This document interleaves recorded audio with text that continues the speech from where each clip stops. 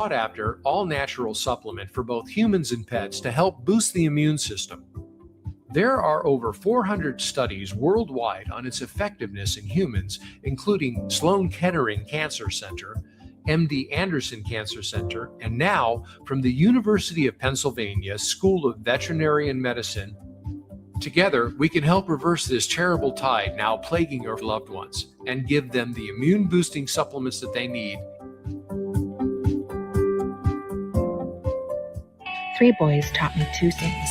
Summer is an adventure and bugs are relentless. As an herbalist, I know you don't need harsh chemicals to protect your family.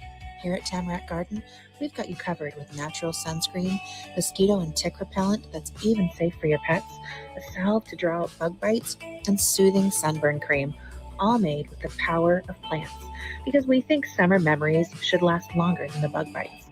Tamarack Garden, protect your family naturally and eat your weeds. All right, so behind the scenes here, everything that isn't Rumble broke and stopped, well, never even started working. So I had to go through very, very quickly, which, obviously took about 6 minutes, and add all of the various streams that were not working, which included Pilled, Getter, X, and YouTube, all to StreamYard, because I'm streaming using both StreamYard and Rumble Studio. Rumble Studio, I'll have to reach out to them and see what the heck is going on. Anyways, we've got a lot to talk about today. And I wanted to begin with, first of all, the conversation continuing about the peace in the Middle East. Now, I also want to go on record because yesterday somebody said something in the chat and I can't help myself but respond to it. They said, Zach, you're always blaming Israel without any evidence. And when I heard that statement, of course, I immediately said, well, that's not true. But then I realized after the show that, of course, I'm thinking about the entirety of my catalog, nearly 10 years of doing shows almost every day. And I don't know if that person's been around before. I don't know if they're intellectually dishonest or lazy, or if they're coming in and just trying to stir up trouble and accuse me of doing something that I haven't done. But I would like to say this. Every single time I reference a historical event or I give an opinion about something, it should not be necessary for me to present a dissertation or a set of facts backed up with numerous citations that will impress upon the people listening why it is that I'm saying what I'm saying, because I have done that on many different occasions throughout the variety of shows that I've produced over the last several years. And when I hear people say, you are complaining or blaming Israel without evidence, it sounds exactly to me like the leftists who would say that you are presenting no evidence of election fraud. Okay, well, over the last 8 to 10 years, we've had many different discussions about the various types of election fraud, and I should not have to give people all of that information every single time that I want to talk about it. However, because if you do know me, then you know I've already done the work, and so today I will be presenting some of that evidence. And I'm actually just going to clip this entire front portion of the show and put it out there as its own video. So I will give you several pieces of evidence and citations backing up any of the things that I might say which color my opinion about the nation of Israel and the decisions that they make. And just finally, before we do that, I would also like to state that it seems that the people who will come into the chat and say those things, they seem to consistently be falling into the trap of being unable to separate the government of Israel from the people who live there, because certainly I do. There is no other nation on planet Earth that I can make a casual statement about and somebody will show up. Like, let's say if I said that, the Chinese Communist Party, the government of China, sent operatives here along with fake driver's licenses to register to vote so that they could engage in a campaign of election fraud here in the United States. There isn't a single Chinese person who would show up in the chat and say, you're blaming China without any evidence. Or if I was to say that the Central Intelligence Agency was responsible for overthrowing dozens of democratically elected governments throughout Central and South America during the 20th century, nobody would show up in the chat and say, you're always blaming the CIA without evidence. Well, today I'm actually going to be bringing evidence so that, again, I can clip this section, I can put it out there, and if people have any questions, they can go and reference it. All right, so thank you very much. And we're going to begin here with this. First of all, at the end of the show yesterday, my good friend, Bill Struve, #1 Indiana dad, let us know that the Memorandum of Understanding had actually been signed physically by both President Trump and the representatives of the Iranian government that are still alive. So this happened yesterday during a dinner with the French President Emmanuel Macron and his lovely boyfriend at the Palace of Versailles. I thought this was particularly interesting, just given the history of France and obviously the Palace of Versailles itself. So here you can see President Trump actually signing that Memorandum of Understanding. Let me show you. Actually, the video is embedded within this article. So let's go ahead and do this. So this is a jumpstart over what had previously been announced as having set to take place on Friday.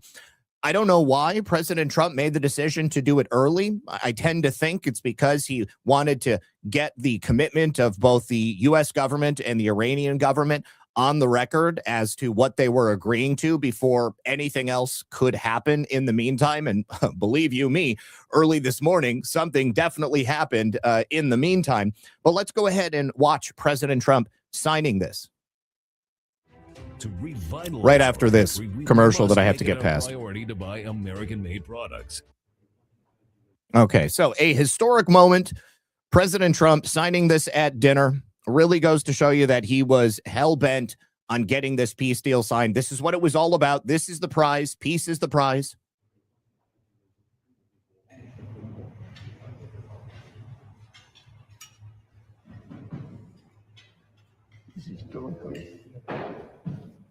Yes. Bravo. Bravo, bravo.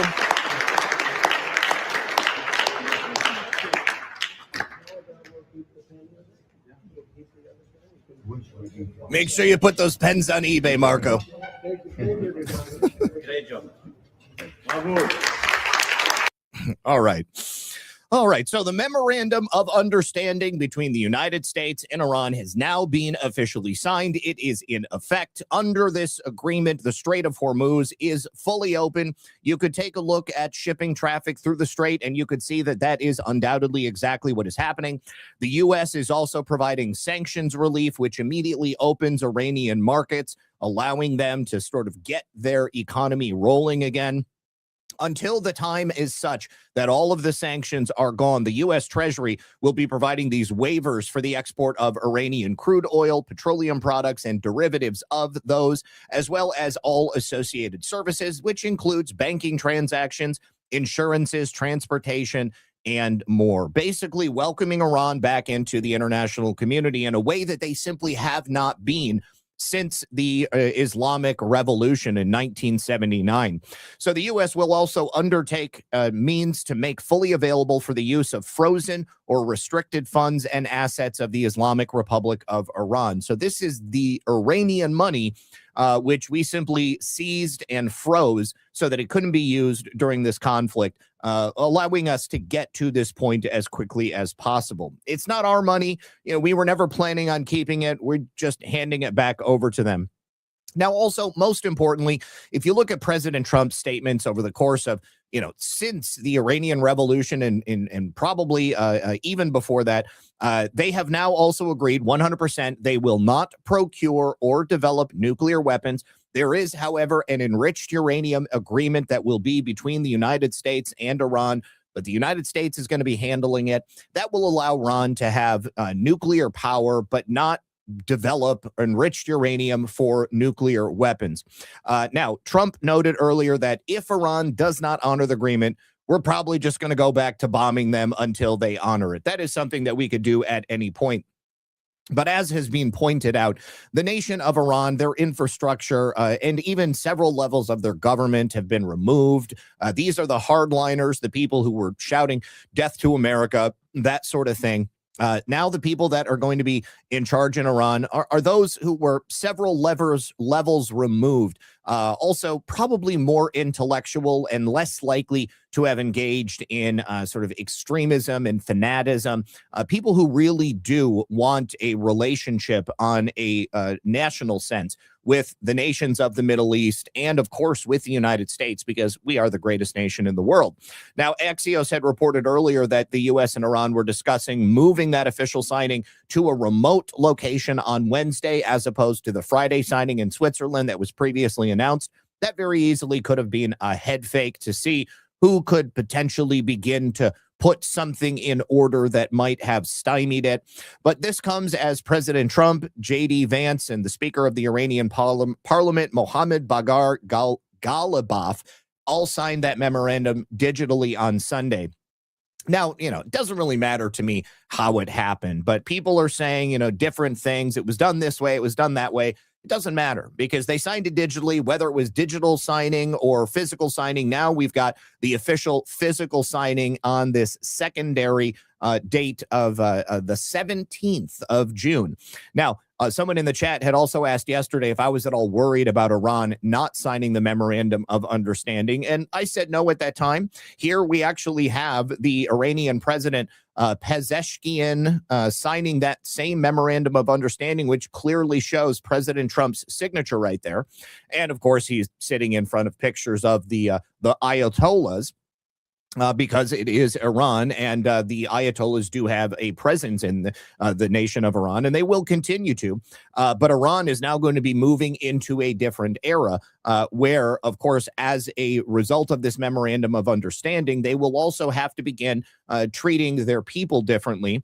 And I think that with those in charge and also them being more willing to sit down with the United States and truly hash out something that will be lasting, that is something that's going to happen. Now, again, if you guys know anybody who's in Iran, you might have heard that the people are very, very excited about it. We also have the memorandum of understanding itself, and I thought that we would go ahead and take a look at it. So, the Islamic Republic of Iran and the United States of America have jointly agreed in good faith on this date. The Islamic Republic of Iran and the United States and their allies in the current war, by signing this memorandum of understanding, declare the immediate and permanent termination of military operations on all fronts, including Lebanon, and undertake from now on not to initiate any war on any military operation against each other, and to refrain from the threat or use of force against each other, and ensuring the territorial integrity and sovereignty of Lebanon. The final deal will confirm the permanent termination of the war on all fronts, including in Lebanon. Look at how much they are focusing on Lebanon and other provisions of this paragraph. Now, this right here is why Israel is so angry about what's happening here. First of all, they were shut out of the deal-making process. The deal is between the United States and, of course, Iran. And President Trump wants to bring peace to the region. Iran is like the only nation in this region that is sticking up for the people of Lebanon, except now for the United States of America. This isolates Israel in a military sense, because if they want to continue going to war, if they want to continue with hostilities, they're going to be going it alone, and they're going to be going it alone against other nations who have security agreements with each other and, frankly, have security agreements with the United States of America. All of those things you can look up on your own. The information is out there. I don't need to spoon feed it to you. The Islamic Republic of Iran and the United States of America undertake to respect each other's sovereignty and territorial integrity, and to refrain from interfering in each other's internal affairs. Okay, so we're going to let bygones be bygones, and we're going to let each other do our own thing, and we're going to be friends while we're doing it. The Islamic Republic of Iran and the United States of America commit to negotiating and achieving the final deal in a maximum of 60 days, extendable with mutual consent. So, although this is just a memorandum of understanding, the fully fledged peace deal within 2 months is what they're mentioning there. Immediately upon the signing of this MOU, the United States will begin the removal of that naval blockade that's already happened, and any disturbances or impediments against the Islamic Republic of Iran, and will fully end the naval blockade within 30 days. Now, that included all of those things that I mentioned earlier with regard to banking and financing. During this period, the traffic of vessels will be in proportion to the numbers of pre-war traffic being restored by the Islamic Republic, and the United States will further undertake to remove their forces from the proximity of the Islamic Republic of Iran within 30 days after the final deal. So we're going to have a presence in the region just to make sure that everything proceeds as normally, that they're going to be acting in good faith and being good neighbors in the region.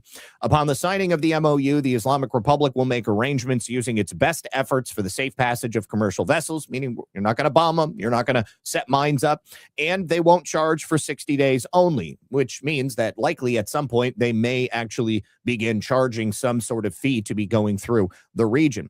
And that'll be from the Persian Gulf to the Sea of Oman and vice versa, back and forth.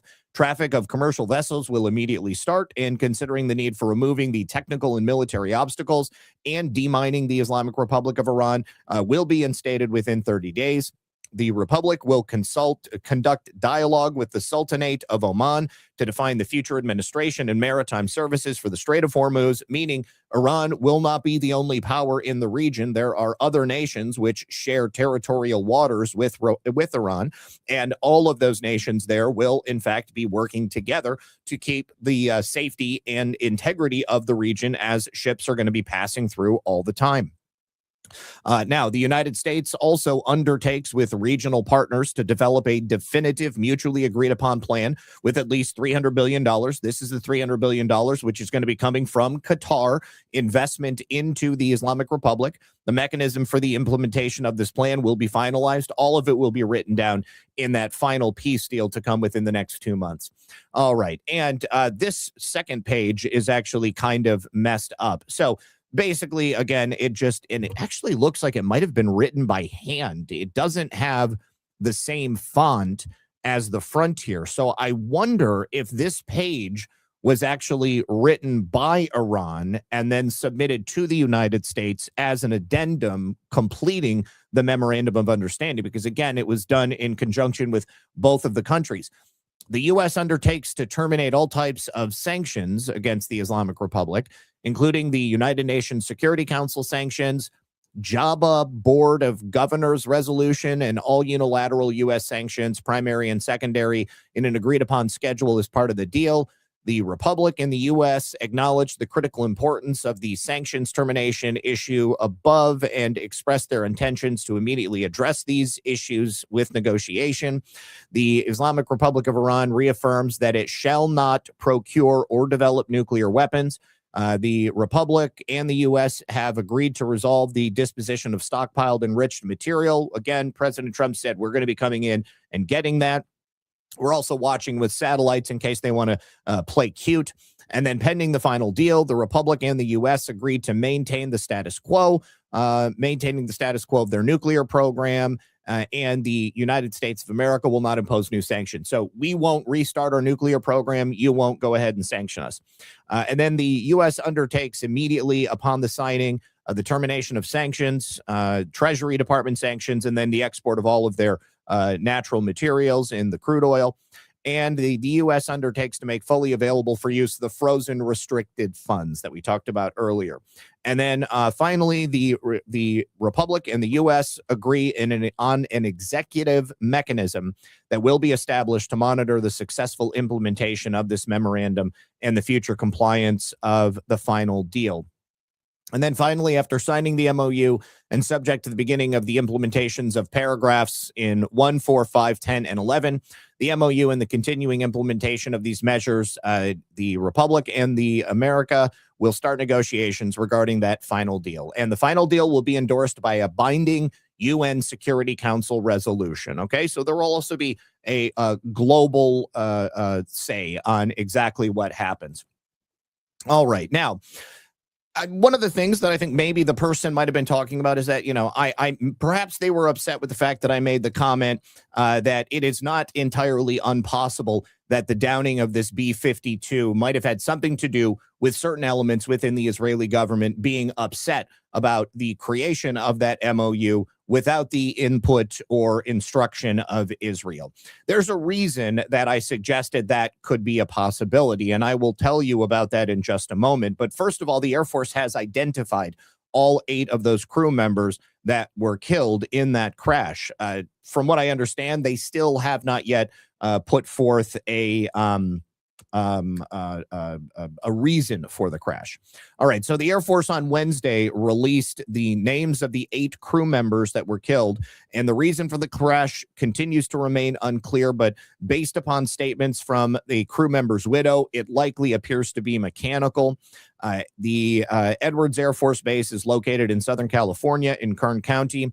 The crash happened at 11:20 a.m. local time, and the names are as such. Colonel Gregory Watson, and actually let me go to the full view so that we can see their pictures. All right, so they published it in a tweet on Edwards Air Force Base's official Twitter account. Okay, so first we have Colonel Gregory Watson. He was 53, a weapons systems officer, and he worked for Boeing, Air Force reservist, assigned to the 10th Air Force Naval Air Station Joint Reserve Base at Fort Worth in Texas, and he was from Shreveport, Louisiana. Lieutenant Colonel Gabriel Estrella, 40, weapon system officer, Air Force Operational Test and Evaluation Center, Detachment 5 out of Edwards. Retired Lieutenant Colonel Miles Middleton, 50, pilot, Boeing. We spoke about him yesterday, but I don't know how to pronounce it. Tehachapi, California. Major Alexander Davis, 34, weapons systems officer, 419th Flight Test Squadron, Lancaster, California. Major Robert D., 40, pilot, 419th Flight Test Squadron out of Edwards. Major Brad Hovey, 35, pilot, 419th Test Squadron. Jeremy Smith, 32, flight test engineer out of the 419th in Rosamond. And Christopher Richard, 41, flight test engineer, JT4 contractor out of Lancaster, California. Real tragedy, and I hope that we determine in short order exactly what the deal was and exactly why this happened. Now, hold on. I have a tweet that was supposed to be next in line that I do not have. And, oh gosh, what was that?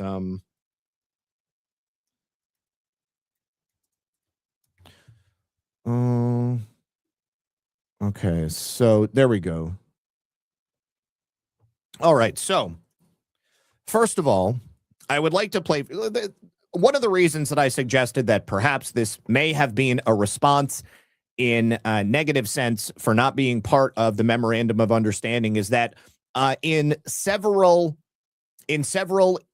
Israeli Twitter chat groups, Israeli citizens were taking responsibility for this. And the ones who were not taking responsibility for it were celebrating the fact that it happened because the United States had shut Israel out of the memorandum process. And because the ending of the war meant that Israel could no longer rely on the United States to essentially do battle for them. I don't have the messages. I've got it saved in my bookmarks, but suffice to say they are pretty disturbing. I would certainly never celebrate an Israeli plane going down, killing 8 people, civilians and military. I just find that to be disgusting. And I thought that it was really telling as to the sort of mindset that certain people have in regards to what the United States should be doing and why they should be doing it. Here is another tweet, which is from a Spaces call that Diligent Denizen was doing, where an Israeli citizen and obviously a Zionist got on the call and openly threatened the United States of America if we didn't do what Israel wanted us to do. I don't want to say don't fuck up with Israel, because if really America wants to fuck up with us, it will get fucked first. And I know your concerns. I heard you. And I heard you're kind of validating my concerns, but continue. I'm validating your concern, of course. Okay, so that's another overt threat coming from an Israeli citizen. I don't know what this guy does. I don't know where he's at. But I would also like to put it together for you, those statements, an American nuclear bomber going down along with this now famous clip from an interview that 60 Minutes did with a Mossad agent after the exploding pagers incident. Now, let me also remind you, on the morning that that bomber went down, Bibi was meeting with like the top Mossad agent within the agency. And then mysteriously we have this happen. But remember this. How did you convince Hezbollah to buy this? Well, obviously, they didn't know that they were buying it from Israel. Who did they buy it from, or think they were buying it from? We have an incredible array of possibilities of creating foreign companies that have no way being traced back to Israel, shell companies over shell companies who affect the supply chain to our favor. We create a pretend world. We are a global production company. We write the screenplay. We're the directors. We're the producers. We're the main actors. The world is our stage. Okay. So again, another pretty firm statement about their ability to take down who they want to take down when they want to take them down. And yes, Farmer, you're correct. There was also a Russian nuclear capable plane that went down on the exact same day. And I reported on that at the same time and said, you know, it's not lost on me that the United States and Russia appear to be the two founding members of the operation to take down the global deep state. And at the exact same time, we have two very similar incidents happening. I play this because I want to impress upon you that if someone inside the Israeli government within the Mossad had wanted to take down that B-52 or wanted to take down that Russian plane, they absolutely could have, because they have embedded people everywhere within the supply chain, within government, within business, within industry. It is not outside the realm of possibility that it is that you shouldn't possibly be considering it. And again, I want to be so clear here. I am talking about a government, okay? I'm talking about a government. I am not talking about every single Jewish person throughout the entire world. But that is what the people who would criticize me for criticizing another government do every single time. And the leader of the ADL, Jonathan Greenblatt, right here, makes my point for me. He was on CNBC, and the host asks him a question about his response to claims that Israel purposely pulled the U.S. into this war with Iran. And he immediately defaults to a conversation about anti-Semitism. They are two completely different things. The actions of a government and their intelligence community are completely separate from a religion that is practiced in their nation or the people who live within their borders.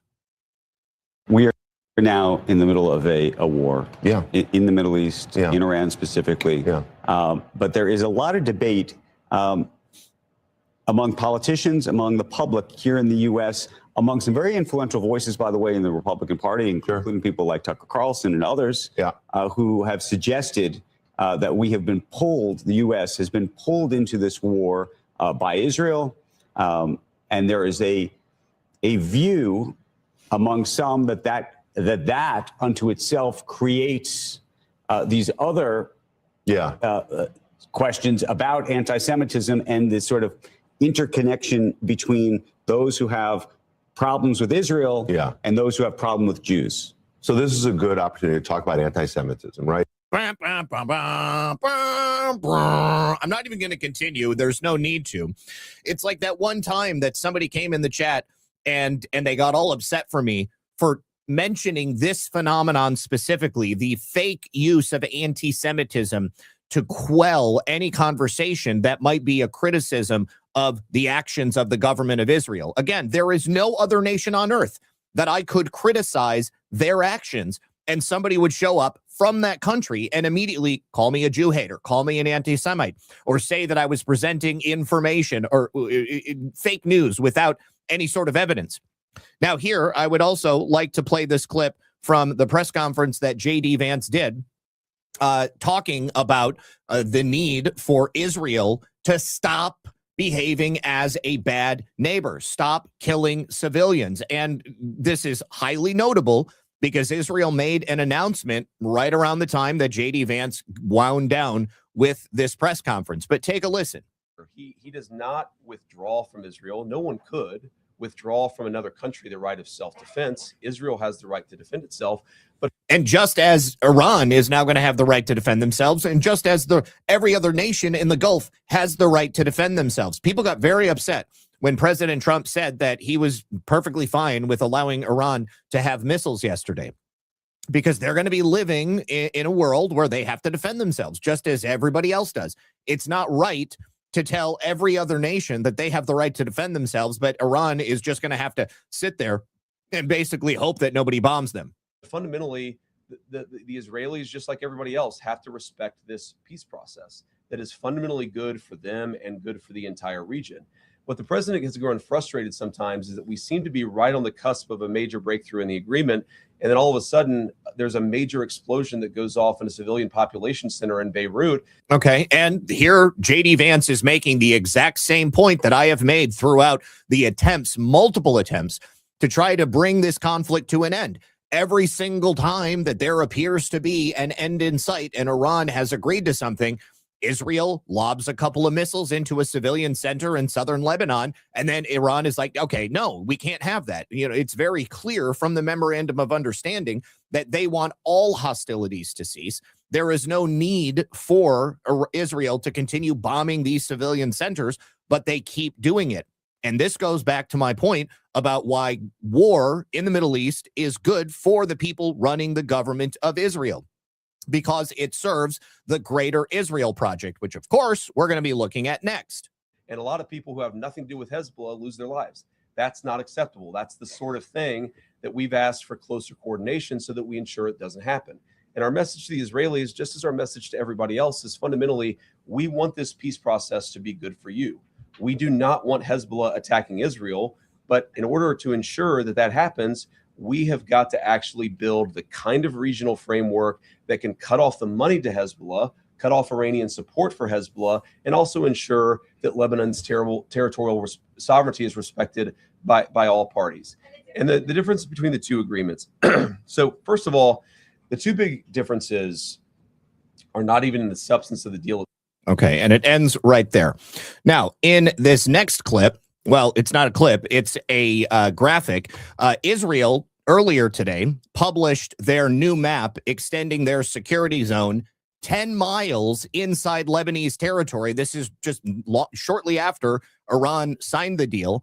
And a part of the deal was that Israel would not be engaging in hostilities with Lebanon. But you can see here, okay, look, they just say, okay, well, you know, this is sovereign territory of another country. We declare that 10 miles from our border is now under our control. And what does that mean for the Lebanese people who live in that region? Of course, they're not going to be there. What did Ben-Gvir say yesterday? That we need to push the civilians out of that area. They want to control this 10 miles here. They continue to encroach their border further and further and further. And that is part of the Greater Israel Project. Now, I have been told by people coming into the chat that the Greater Israel Project doesn't exist. Well, allow me to quote the Times of Israel.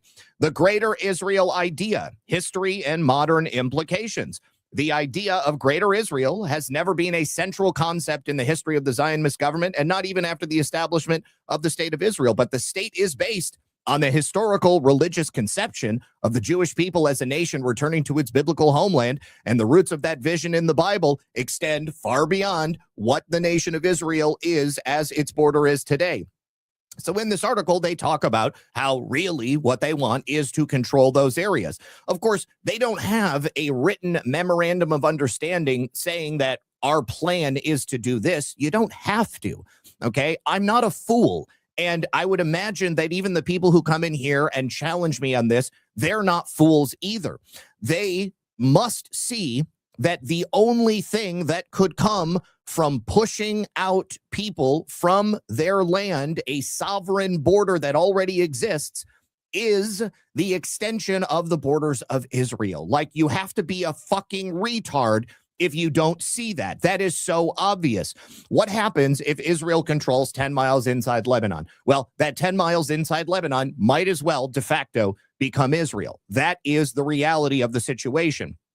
Now here, J.D. Vance calls out the Israeli cabinet members, some of whom I quoted over the last couple of days, who are now personally attacking Donald Trump. Why? Because Donald Trump is bringing peace to the Middle East, and they are putting Israel into a box and essentially telling them that if they want to be a bad neighbor and they want to engage in war with their neighbors, they're going to be going it alone. And it's also much better if they don't, because then all of these other nations don't have to worry about people killing each other. If you're not attacking people, you don't have to worry about being attacked. If you're not engaging in hostilities, then you can focus on your own nation. And as I said just a few moments ago on Taking It Back, the peace in the Middle East that President Trump is trying to bring is about America first. Think about all of our lives. They have been colored by the specter of Islamic extremism, by the specter of war, forever wars in all of these countries. That's why people are so hyper-focused on forever wars. By the specter of the military-industrial complex, by the specter of the banking institutions creating wars all around the world, by mass migration coming out of Middle Eastern countries because we have gone there and bombed, or Israel has bombed, or other nations have bombed. We have created not we, but the deep state that was controlling the U.S. government has created the circumstances by which all of these people are going to be moving out. And of course, they have nothing to return back to. And then they come here into the United States. And what happens? We end up paying for them. They end up engaging in fraud. The United States has to give billions upon billions of dollars in foreign aid to all of these other nations. None of that happens anymore. In a world where everybody's at peace and everybody's doing business with each other, the United States gets to focus on the United States, and we don't have to worry about rebuilding nations that we've blown up anymore. Now, I saw the Axios report, that Netanyahu is fuming. That's not reflective of the conversations that I've had with him, but maybe he's saying something to somebody else that he's not saying to me. What I will say, and this does bother me, is that you've seen people within Bibi's cabinet who have come out and attacked the deal, and in some ways very personally attacked the president of the United States. And I guess my message to them would be twofold. Number one, Donald J. Trump is the only head of state in the entire world who is sympathetic to the nation of Israel at this moment in time. And he happens to be the head of state of the world's superpower. If I was in the cabinet of the Israeli government, I might not be attacking the only powerful ally that I have anywhere left in the entire world. And the second message I would give to some of those cabinet members, Bibi, to his credit, has not gone down this path, but to some of these cabinet members in Israel who are attacking the president of the United States, the other thing that I would say is that over the last 3 months, 2/3 of the defensive weapons that have protected your homeland have been built by American hands and paid for by American tax dollars. The problem for Israel is not Donald J. Trump. And anybody in Israel who thinks their biggest problem is the president of the United States needs to wake up and smell the reality of the situation that country is in. Thank you all. Okay, succinctly put. Now, I see someone in the chat over on YouTube who says peace with the Arabs is not possible.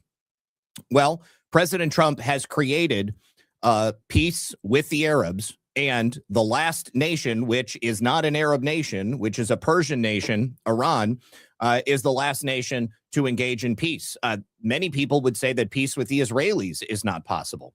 But if everybody would just give it a shot, then I think they'd be really shocked about it. I mean, you look at all of the conflicts that President Trump has ended all around the entire world since he came into power, and those were all conflicts that have been raging for decades.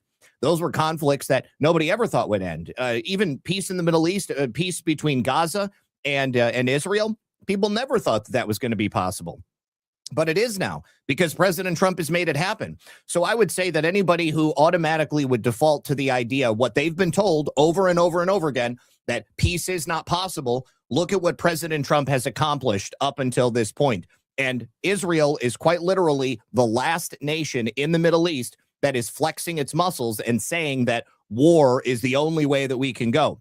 All right. Now, President Trump, Vice President J.D. Vance, one more comment from him where he speaks specifically about Pkwy and Smotrich, both of whom we quoted yesterday in the show, where they were upset and basically saying, we're just going to keep bombing and we're going to keep killing people. But yeah, you've seen people in their system, Pkwy and Smotrich, who've attacked the deal. And I guess my response to them would be, what is your exact proposal? And, you know, you're a country of 9 million people. You can't just kill your way out of solving every single national security problem that you have. Look at but yeah, you've seen people. You can't just kill your way out of every single national security issue that you have. I mean, it's just so simple, because that is the world that President Trump is trying to undo.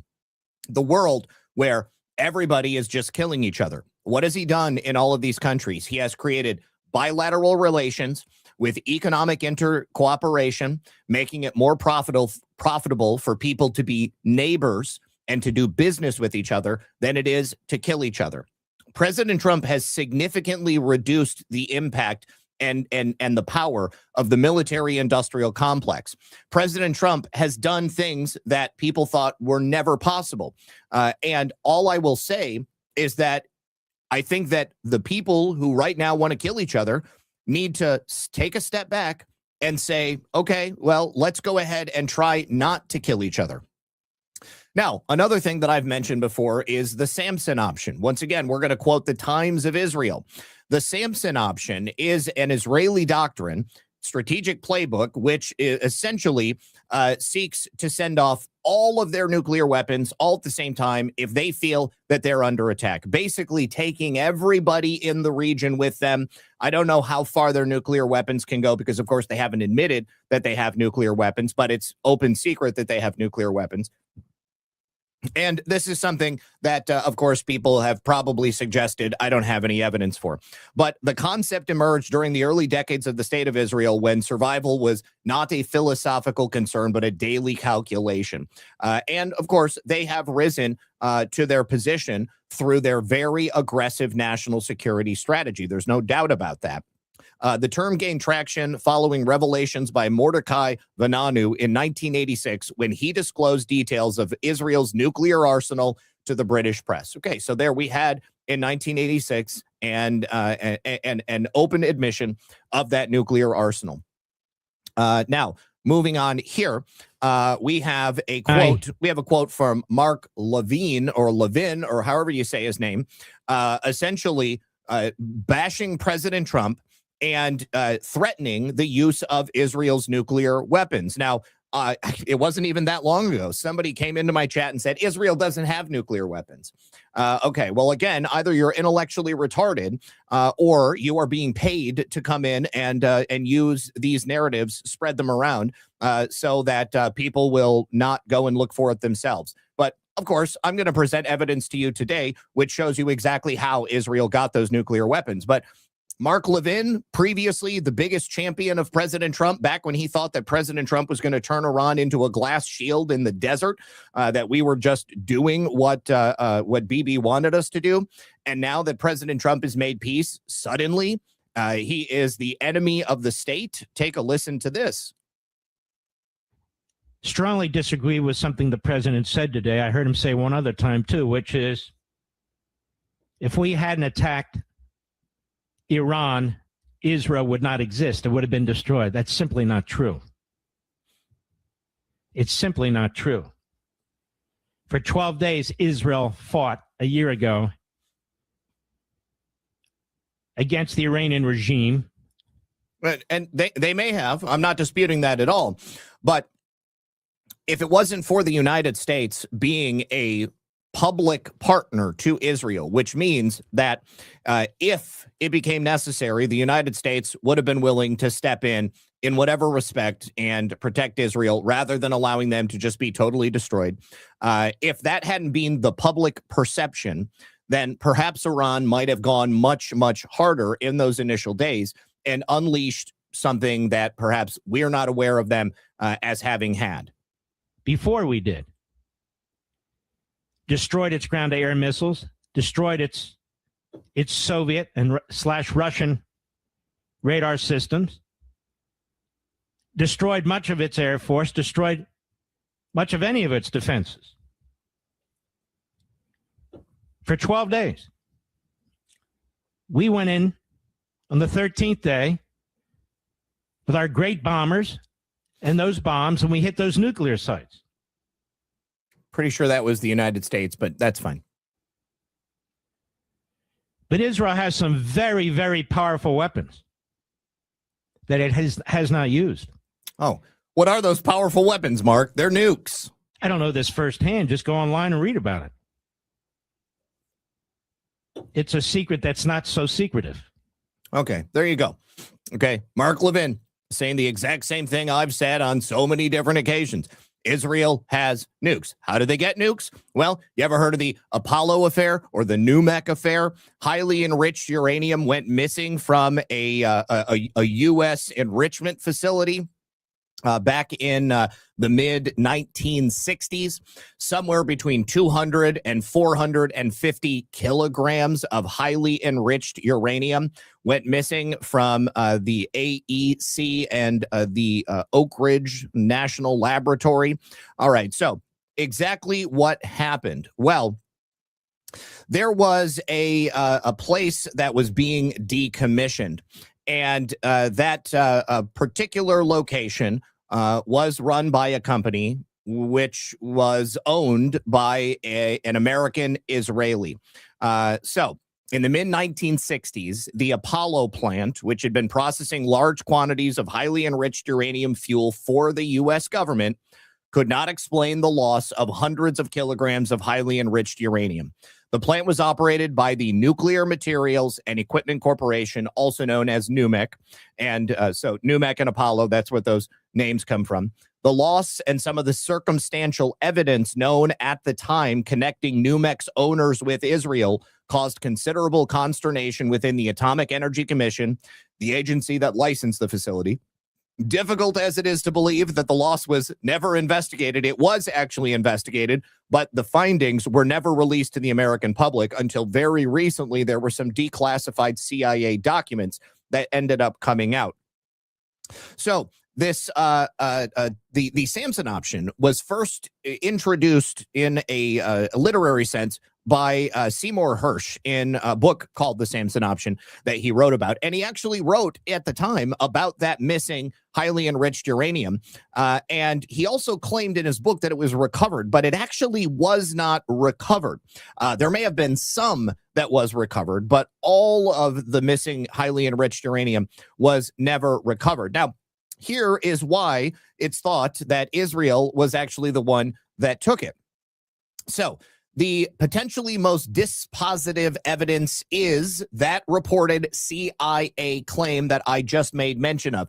Around 1968, the CIA obtained environmental samples in Israel from highly enriched uranium that was being used by the Israelis that match exactly, isotopically, the very same highly enriched uranium output from that Portsmouth uranium enrichment plant. NUMEC, Apollo, the uranium was exactly the same. So what does that mean? Well, that means that the highly enriched uranium was stolen from the United States, smuggled out, likely because the owner of that very business was, in fact, a dual U.S.-Israeli citizen, and he made it possible for that to happen. All right, now, two classified documents. This is from an article entitled U.S. Agencies Suspected Missing Uranium Went to Israel for Arms. This was published in 1977, but then it was classified, and then it was declassified in 2005.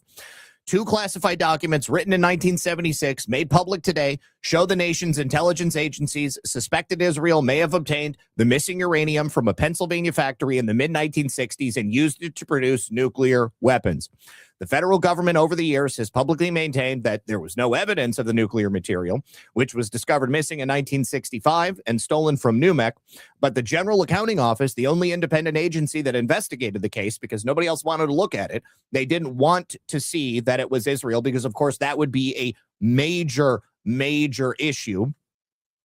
The GAO did investigate. They concluded the evidence was insufficient to make any finding, but the documents released today actually show the federal officials suspected the material had gone to Israel. One of the documents was written by Samuel McDowell, a scientist in the Energy Research and Development Administration, dated May 26, 1976. The document was a memorandum for the scientist's files. It said on May 20th, he met with an official of the Federal Bureau of Investigation who asked what technique might be available to determine whether enriched uranium, if such can be obtained from the Israelis, could be traced to material from NUMEC. And this was the testing done by the CIA, which led them to, without any doubt, forensically match the uranium in use in Israel to the uranium that went missing at the Apollo NUMEC facility in Pennsylvania. Okay. And then, of course, they had to investigate the company itself.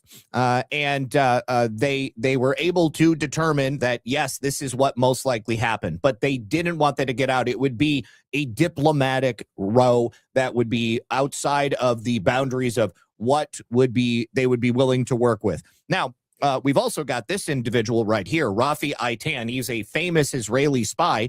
He was actually the guy at the center of this very uranium heist that we have just been discussing. On September 10th, 1968, Rafi Eitan and 3 other Israeli nationals arrived in Apollo, Pennsylvania, a small city north of Pittsburgh, home to NUMEC. NUMEC packaged and stored enriched uranium, which it supplied to nuclear power plants in northeastern United States. Eitan, who died on Saturday at age 92, this article came out in 2019, was already a legendary intelligence operative at the time he came to America in 1968. Mossad. This guy was Mossad. In 1960, he led the Mossad operation in 1960 to capture Adolf Eichmann, who was the Nazi functionary who presided over the extermination of the Jews. Eichmann's trial and subsequent execution was a milestone in world understanding of the Holocaust, et cetera, et cetera. The New York Times mentioned him. Mentioned in his obituary one of his most audacious and consequential operations. He was also suspected of being involved in the late 60s disappearance of at least 100 pounds, it was 100 kilos, of highly enriched uranium from that nuclear power plant. After an online complaint from pro-Israeli watchdog Camera, the Committee for Accuracy in Middle East Reporting, the Times deleted the offending facts and appended it with a correction saying, unfortunately, it was more misleading than the original. The correction stated, though Mr. Eitan visited the plant around the time of the disappearance, it was never shown conclusively that he had an important role in it. Almost like, Zach, you always blame Israel without any evidence. Or, Zach, there's no evidence of election fraud because it was never presented in court. Bullshit, bullshit, bullshit, bullshit. The evidence is out there. The information is out there. You need to connect the dots.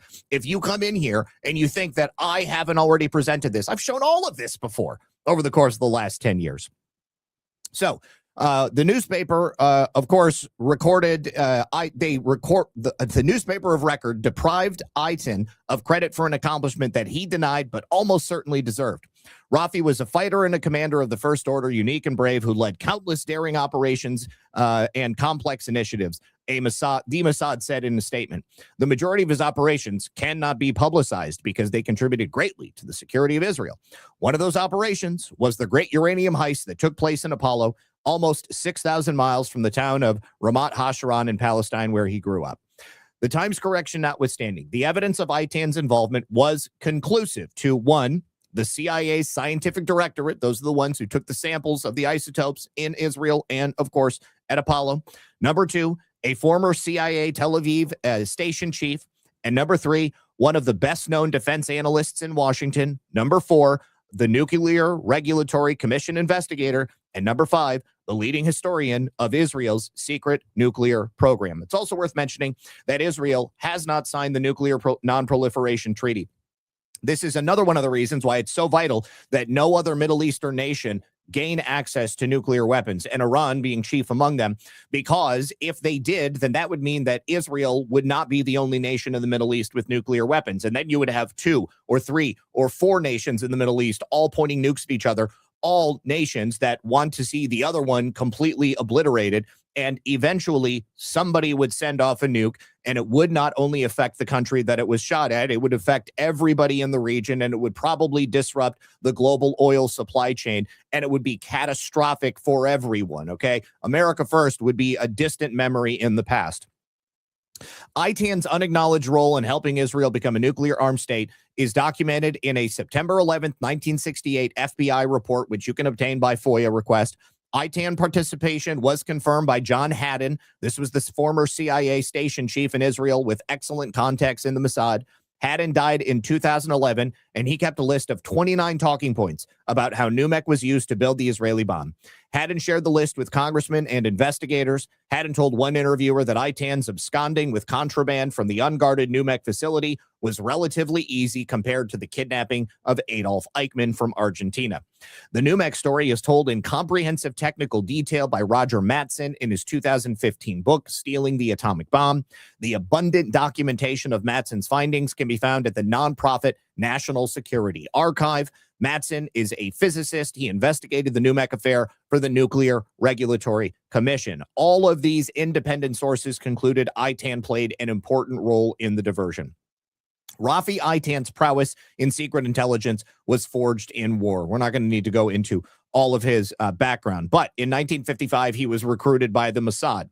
His visit to Apollo in September of 68 was not unknown to U.S. officials. The Security Office of the Atomic Energy Commission had approved his visit under the assurances from NUMEC's owner that he was only a chemist and his companions were electronic specialists. He was allowed to come in because they came in under the cover of another identity.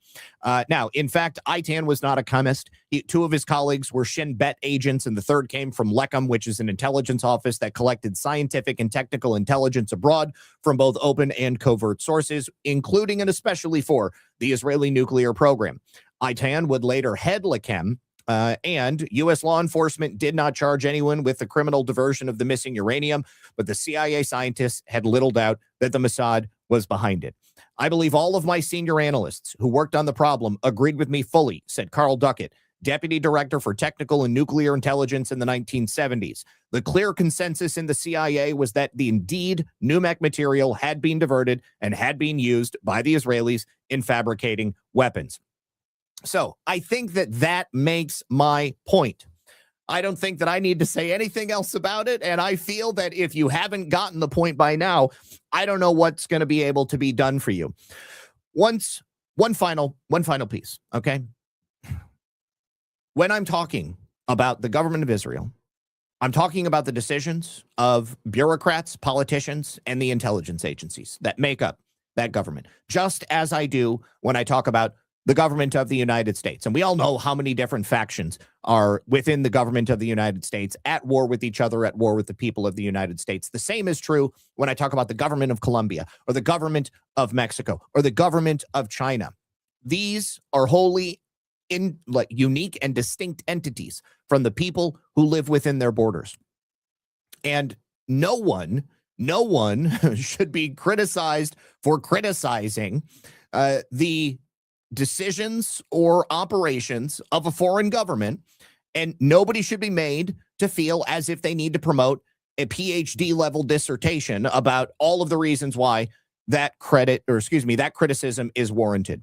But for some reason, people are completely obsessed with doing so when it comes to Israel. And I would posit to you finally that it's largely due to the brainwashing that comes at the hands of people like Jonathan Greenblatt at the ADL, by organizations like the SPLC, by any of these organizations, the Jewish Defense League, who repeatedly try to make the connection within people's brains that Israel and the people living there are the exact same thing. And so you can't criticize Israel, because to criticize the nation of Israel or the decisions of a government which is making things happen which are destabilizing our lives here at home, that is somehow tantamount to heresy. F that 100% all day long. Okay, so I have a couple of thank yous that I need to go through over here. Number one, Principal Enigma. it says Israel is spiritual and it always has been. What sits in the Middle East now are Zionists. Some might be able to some might be genetic Israelis, but ever since they killed their own savior, they fell out of favor. Yes, the borders that exist making up the nation of Israel are just that. They are lines on a map, and the people who live there, largely considered to be Israelis, are, generally speaking, Europeans. The ethnic Middle Easterners, the true Semites that live there, make up a rather small percentage of the population. Two different things. Principal Enigma, and did you know that DNA tests are illegal in Israel because they don't want people to see that? Principal Enigma, dueling leaders would save a lot of lives. Maybe we should bring it back. Look at David and Goliath. Faith makes a big difference. Don't underestimate that. That's an equalizer. Now, Principal Enigma says, the way most Christians venerate and view Israel is not scripturally accurate because they do not realize that Israel is currently spiritual and always has been. Well, and again, it's because they are just going by what they have been conditioned to believe without thinking critically of it. Gonzo Rules, thank you very much for dropping all of these subscriptions, which, including my lovely wife, picked one up. And then also somebody had dropped a whole bunch of subscriptions at the end of the show yesterday, and I closed out the rants, and so I don't have them up in front of me to thank you, but you know who you are. Really appreciate you. Finally, Freedom Forward says, get it, September 11th? Yeah, you know, dancing Israelis, urban moving systems. The Mossad had forewarning of what was going to be taking place on 9/11, and they never warned anybody here in the United States. You know, if Israel was such a great partner to the United States, then why wouldn't they want to stop that from happening? And the answer is because war with the Muslims, war with the Arabs was also good for Israel. The United States being at war with those people, it made us allies. It's like the enemy of my enemy is my friend, but now we're both enemies of the same person. And so now we have to be the greatest allies in the history of mankind. So yes. Filter Dog over on Pilled says, Team Algae Lives Matter. I saw that. That was freaking crazy. Hogleg71, thank you for the cookie and the can. Darla says, good afternoon, Zach and Lisa. Been a depressing day. Apparently 2 of my kittens took a ride under my car to the end of the driveway and 1 survived. Oh, God. Oh, honey, I'm so sorry. That is really awful. You know, that's how Simone died. She ran under my car, and it was when I was leaving to go to Ohio, and it was the most heartbreaking thing that has ever happened. And I had to take her into the vet and put her to sleep. I almost threw up right at that moment. Due Diligence, good to see you, homie. Thank you for the cheers and the can. Silly Board, thank you for the cookie. Why not 1979? Thank you for the cookie. Mistborn says, good evening, RP. I made a bit of derogatory remark about you vaping when you were on Adel's show. You probably never saw it, but I need to apologize for that because it's not my damn business what you do and what I want. Wait, it's not my business what you do, and I want to apologize for my remark that was uncalled for. Love you, man. Well, thank you very much. I definitely didn't see it, and I'm not worried about it, but I appreciate you apologizing. I used to smoke cigarettes. Now I vape, and I don't have the problems with my lungs that I used to. Again, I'm also completely sober off of all alcohol and drugs. Of course, I understand that caffeine and nicotine are drugs, but those are very different from the drugs that cloud my mind and kick my endorphins up and make me high and make me do terrible things to the people that I love. So I will accept this one vice in lieu of all of the other vices that I used to poison my body with. Praise Jesus. Thank you for taking that crutch from me. Thank you to Sean Joe for a can and a cookie. Thank you to NX17 who says, RP, still the GOAT. Much love. Thank you, sir. Appreciate you. Sean Joe, thank you for the cookie. Mistborn says, it's funny or not that you are an anti-Semite if you reject Zionist Nazis when Palestinians are the Semites. Right is wrong, up is down. Yes, absolutely. It's insane. But you're not supposed to think about those things, and they hope that people won't. But the truth of the matter is more people are thinking now than ever before, and that's why you have people freaking out as bad as they are. Sean Joe, thank you for the cookie. Mistborn also says, RP, I need to challenge you with a hard question. A lot of people outside the U.S. ask this. Why did he start a war of aggression on Iran and kill 168 schoolgirls on day one? So the war of aggression with Iran, here's a point that I have mentioned here before. I think that Iran was controlled by outside interests. First of all, of course, you had the Ayatollahs and the mullahs, but you also had an admission from Mossad that they had their agents placed within the IRGC, and I think that they were driving a lot of the decision-making that was happening there. I can't for certain say that 168 schoolgirls were even killed on that first day. That could very easily be a psychological manipulation tactic. What I can say is undoubtedly, I'm certain people have died, both on their side and our side. What else I can tell you is that undoubtedly military and civilian targets were mixed in certain areas. That tends to happen quite a bit in the Middle East, especially. They do that as a tactic so that civilians will die, and then that can be used in a psychological sense against people so that they can produce propaganda. I don't think that President Trump ever intended to kill civilians, and I don't think that he ever even wanted to go to war with Iran in the first place. But I think that the situation was such in the Middle East that Iran and Israel were going to go to war, and it was going to be a much bloodier and a much more devastating conflict.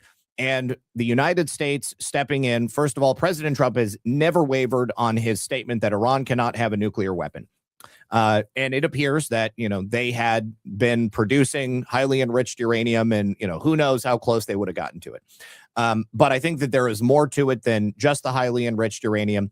And I do also believe that the people of Iran, who have been existing under the Islamic Republic government since the revolution in 1969, are not happy about it. I know, like, real Iranians, and they were totally fine with whatever had to happen if that meant that there would be a change within the government so that they could, perhaps elect their own leaders again, or be allowed back into the international community. It's a lot like looking at any war. All casualties are horrible, and under perfect conditions, they would never happen. But under certain circumstances, they're inevitable. And the only thing that you can do is honor the fallen, however they have passed, and also use that as an opportunity to make sure that it never happens again.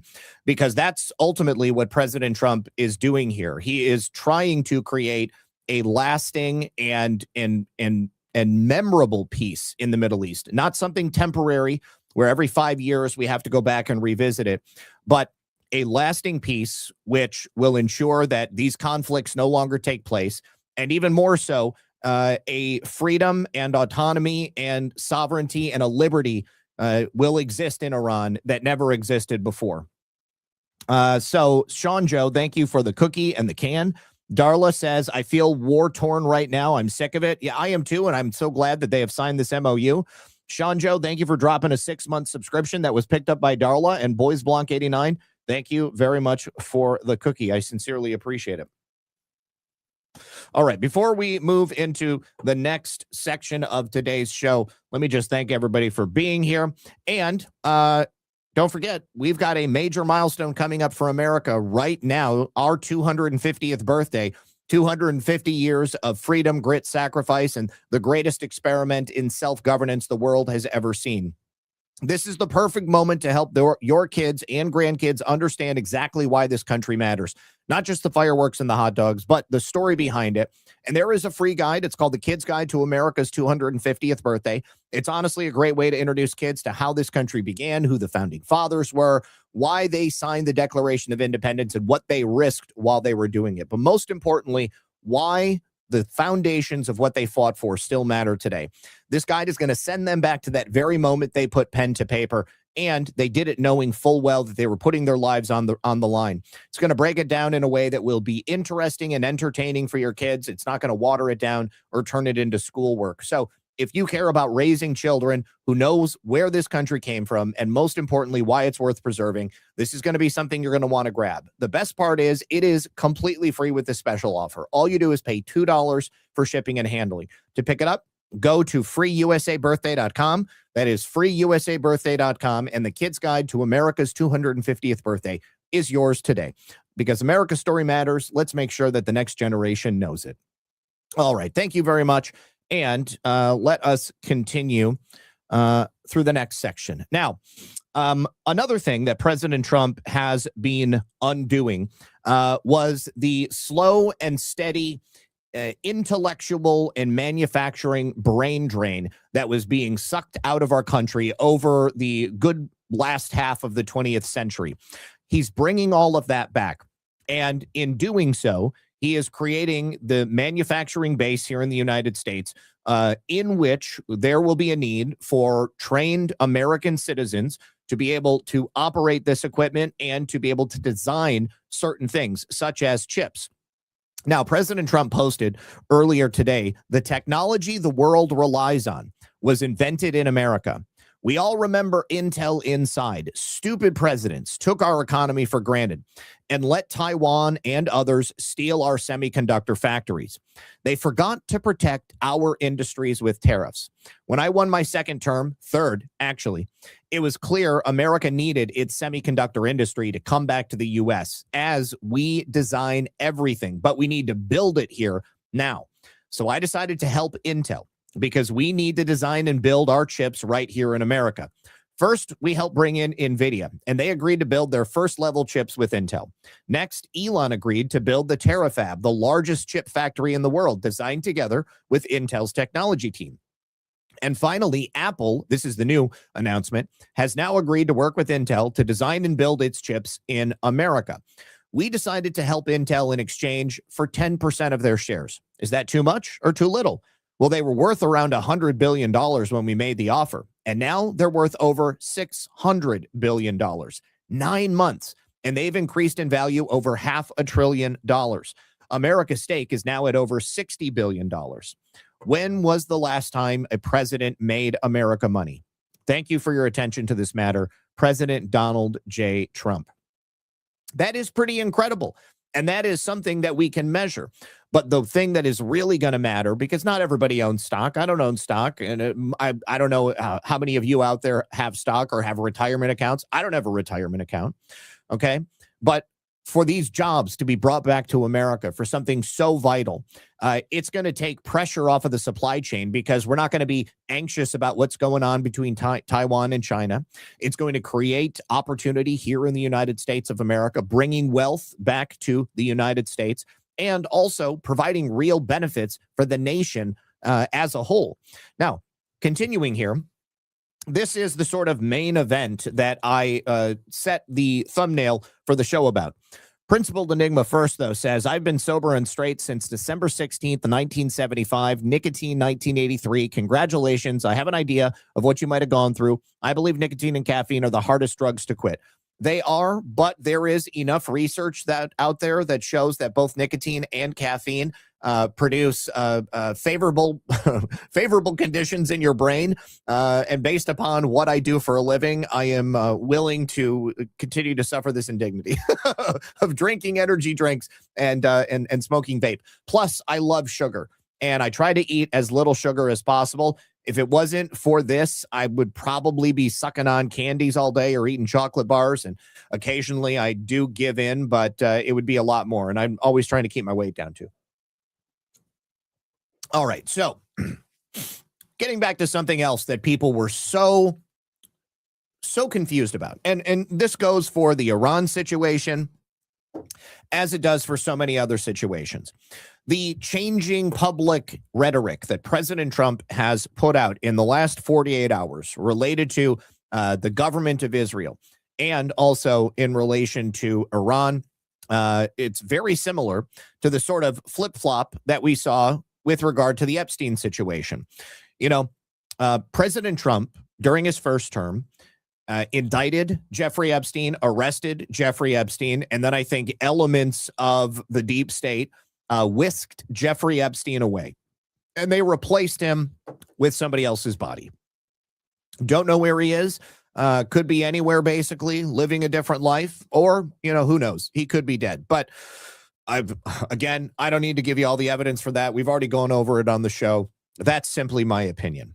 But President Trump, oftentimes, as the discombobulator in chief, will do and say things sporadically, periodically, that will confuse people.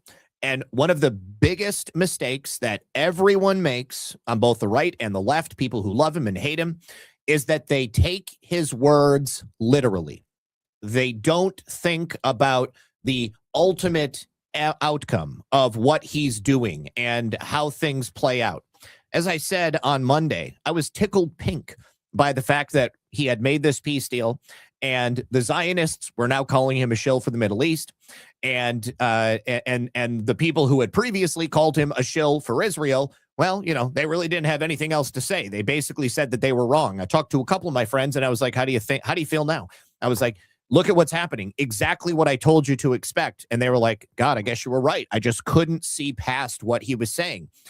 Well, now you know, and hopefully you can see past what he says in the future, and maybe it'll make it a little bit easier to work through the things that are happening. President Trump, as the president of the United States, the most powerful nation in the world, protecting all of our collective interests, the interests of the rest of the world, to keep everything, all of these hostilities at bay long enough to create peace, President Trump has to maintain certain relationships. He has to also maintain certain public opinions, until at which point he no longer does. Iran and the United States, we have more than just a memorandum of understanding. There is an agreement between these two sovereign nations, and it's obviously at a different point than it was previously, because every time we almost got there, Israel would lob some missiles into Lebanon or at Iran, and then the peace deal would break down. We're past that. So now President Trump can come out and say with, full-throated force, Israel is killing people. They need to stop. What you're doing is not a logical response to what is happening from the small little cells that you see there in Lebanon. Lebanon doesn't have the ability to protect itself. Just like President Trump did, he talked about Epstein and nobody cared. Okay. Everybody ignored the fact that Epstein was arrested under Donald Trump's first term. And then he and Elon had their big split. Elon comes out and says Trump is in the Epstein files. Everybody goes apeshit. Everybody turns on him. Suddenly, the Democrats and the mainstream media are like, give us the Epstein files. Give us the Epstein files. Give us the Epstein files. And I said, oh, this is brilliant. I said, this is exactly what he wanted, because when Trump says that he wants something, everybody goes against him. And then when Trump says that he doesn't want something, well, then everybody goes against him. The world is conditioned to basically do the exact opposite of what President Trump says publicly. And what he essentially did was convince everyone to get on board with releasing everything that we had about Epstein, demanding it to come out. And what happened when it came out? It was all bad for the left. No matter how much they tried to psyop the American people and make them believe that Donald Trump and Jeffrey Epstein were best friends and they were trafficking kids together, it simply did not exist. Well, President Trump referred to it as the Epstein hoax. People could not wrap their brain around it. I always said the hoax was the framing from the left and the media. The framing was, the narrative framework was that Trump and Epstein were best buddies and they were trafficking kids. No, but when you actually did the intellectual heavy lifting and went in and looked at the evidence, even before the files came out, it was obvious that President Trump was the only person that ever knew the guy, that ever gave the lawyers of the victims the time of day, that tried to work with them, that went to the police, that kicked him out of his club, that hated him so much that he snaked out the deal of a house from underneath him and outbid him. Donald Trump was not friends with Jeffrey Epstein, might have been friendly with him up until the point at which he figured out he was a scumbag, but then it was over. All of that was ignored. So what did he do? He convinced everybody to demand the information. And then when they got the information, they figured out exactly what we already knew, that Donald Trump and Jeffrey Epstein were not friends. Well, guess what? The hoax continued despite the fact that all of that information come out. I go on the Reddit Epstein board all the time to see what the left are saying about Donald Trump, and they are still posting the same tired old bullshit narratives, using emails out of context and trying to claim in 2016, in October 2016, Jeffrey Epstein made some mention of being in Washington, D.C. Mind you, this is before Donald Trump was president or living at the White House. And these people are like, look, I found it. Jeffrey Epstein at the White House with Donald Trump, October 2016. You moron. He wasn't president yet. The election wasn't even until November. But some of these people are just too brainwashed. Well, guess what? New York Times Magazine has just published a brand new expose looking into the final days of Jeffrey Epstein's life. And they were looking to publish something that would essentially finally prove that Donald Trump and Jeffrey Epstein were close friends, bosom buddies. However, it was a massive failure. This is a liberal publication. Mind you, this is the New York Times Magazine. This is the same New York Times newspaper that comes out every single day, constantly publishing fake news about Donald Trump on any subject that they can possibly imagine. But what did we know? We saw it in the emails when all of those documents were released. We talked about it ad nauseum. It was obvious one thing. Jeffrey Epstein was obsessed with taking down Donald Trump. Jeffrey Epstein believed that Donald Trump was the person who called the cops on him. Jeffrey Epstein wanted to find dirt on Donald Trump, and he could not do it. Isn't that interesting? In a world where virtually everybody has got some kink, or they've committed some crime, or they've got some skeletons in their closet, the only person who didn't have skeletons in their closet was Donald J. Trump, the man who is currently now taking down the deep state criminal apparatus that has been running the world for millennia. So please, please, if you are still a person out there who thinks that there is some connection between Donald Trump and Jeffrey Epstein, I want you to listen. I want you to listen real hard right now. Since President Trump returned to the White House in 2025, political opponents who spent 4 years forgetting that Jeffrey Epstein even existed have suddenly morphed into fanatics for truth. They want to know everything about Jeffrey Epstein, and they think that this is the clue that is going to bind Trump to the bad guys, finally.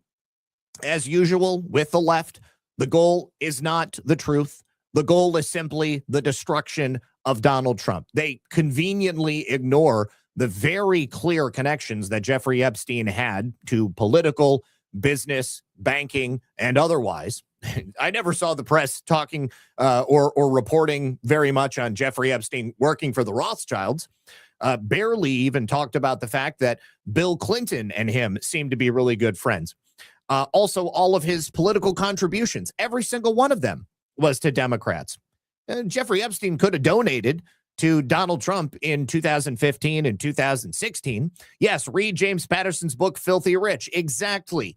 It says it right there in black and white. It's been said for years, but now the evidence is undeniable. Okay? So the aim of the left is to try to link Jeffrey Epstein to Donald Trump, to paint Donald Trump as some evil scab, some disgusting individual who was engaging in the crimes that many of their heroes were engaging in. Make it appear as if these two men were friends. You still see the same pictures floating around. You see new ones that are made with artificial intelligence, and these smooth-brained TDS sufferers, they will unironically share those images and say, got him, we finally got him, but they never do.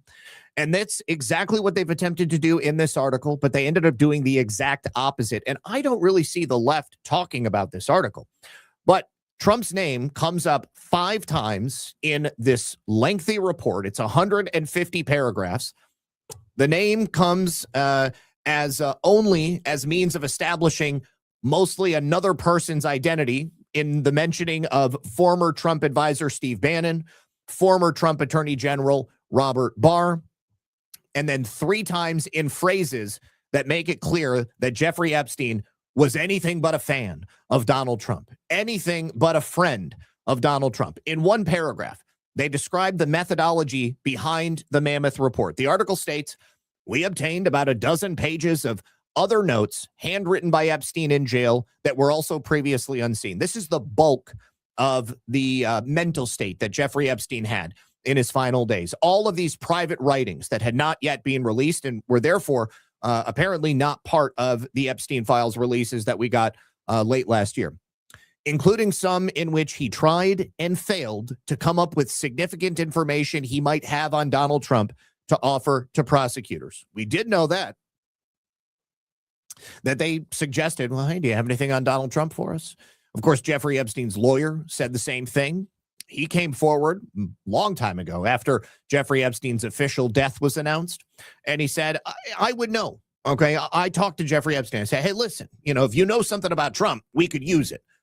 And Epstein said, no, I don't have anything because Donald Trump is squeaky clean. They call him the Teflon Don for a reason. In another paragraph deep in the report, his attorneys discussed with federal prosecutors the prospect of a proffer, giving them information that might be useful in other cases in exchange for the possibility of some leniency in his own. Epstein was particularly preoccupied with what he might have on Donald Trump, who was then serving his first term in office. Jotting on a legal pad, he returned to the president again and again, trying to dredge up anything to offer prosecutors. But his scribblings, Trump is a total con artist, smoke and mirrors, never had money. All it suggests is that he could come up with little more than what other people might have believed. This is not the behavior of a man with the intentions of trying to protect his friend or even somebody who could recall something that could have been used against him. It is quite literally the behavior of a criminal, someone desperate for leverage to get out of a very bad situation. He was facing life in prison. Is there anybody here who truly doesn't believe that if Jeffrey Epstein had anything at all on Donald Trump, that he would have gotten it to someone? So the record on the relationship that previously existed between Trump and Epstein is so well known, no need to rehash it. We've talked about it. We know exactly how it started. We know exactly how it ended. But what I've always said is that both of these men were part of a very small circle in Palm Beach, Florida, okay? There's only so many people who have the wealth and the access that Jeffrey Epstein and Donald Trump both had. So they run in the same circles. Jeffrey Epstein is running in these circles slightly differently than Donald Trump. Donald Trump is making deals. Donald Trump is just being social. Donald Trump is always making moves for his business and his company and all of that. Jeffrey Epstein was running blackmail operations. Jeffrey Epstein was engaging in philanthropic issues. He was donating money to the West Palm Beach Police Department and to Palm Beach as well. He was donating to the Sheriff's Department. He was donating to local charities, all at the same time that he was grooming girls from West Palm Beach High School because he was making relationships for himself that could then be used for his benefit. Donald Trump makes relationships with people, but he does it through making business deals, not through making blackmail deals. So that's the reason that they knew each other. That's the reason they ran in the same circles. And Trump kicked him out of Mar-a-Lago. They had a falling out when he had found out that Epstein was creeping on a young girl who was the daughter of an employee, if I remember correctly. So he kicked him out. And then before Jeffrey Epstein's conviction for the solicitation, undoubtedly, President Trump was the one who went to the police and tipped them off about it. And there are multiple people in the know who have come forward to say the same thing, people with knowledge at the time, and then people who have come to find that out afterwards. And we got even more information related to that from the Epstein files themselves. And most of all, the left, again, conveniently just dismissed it. Never actually wanted, well, you don't have evidence to say that. Well, look inside these files.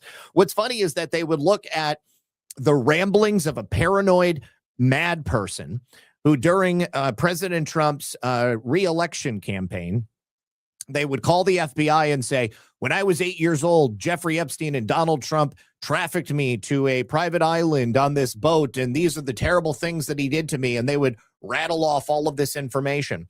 And then the FBI would call them and nobody would answer. The people would never return calls because the stories were never true. It was all made up and they were simply trying to damage Trump during his re-election campaign and get him investigated by the FBI.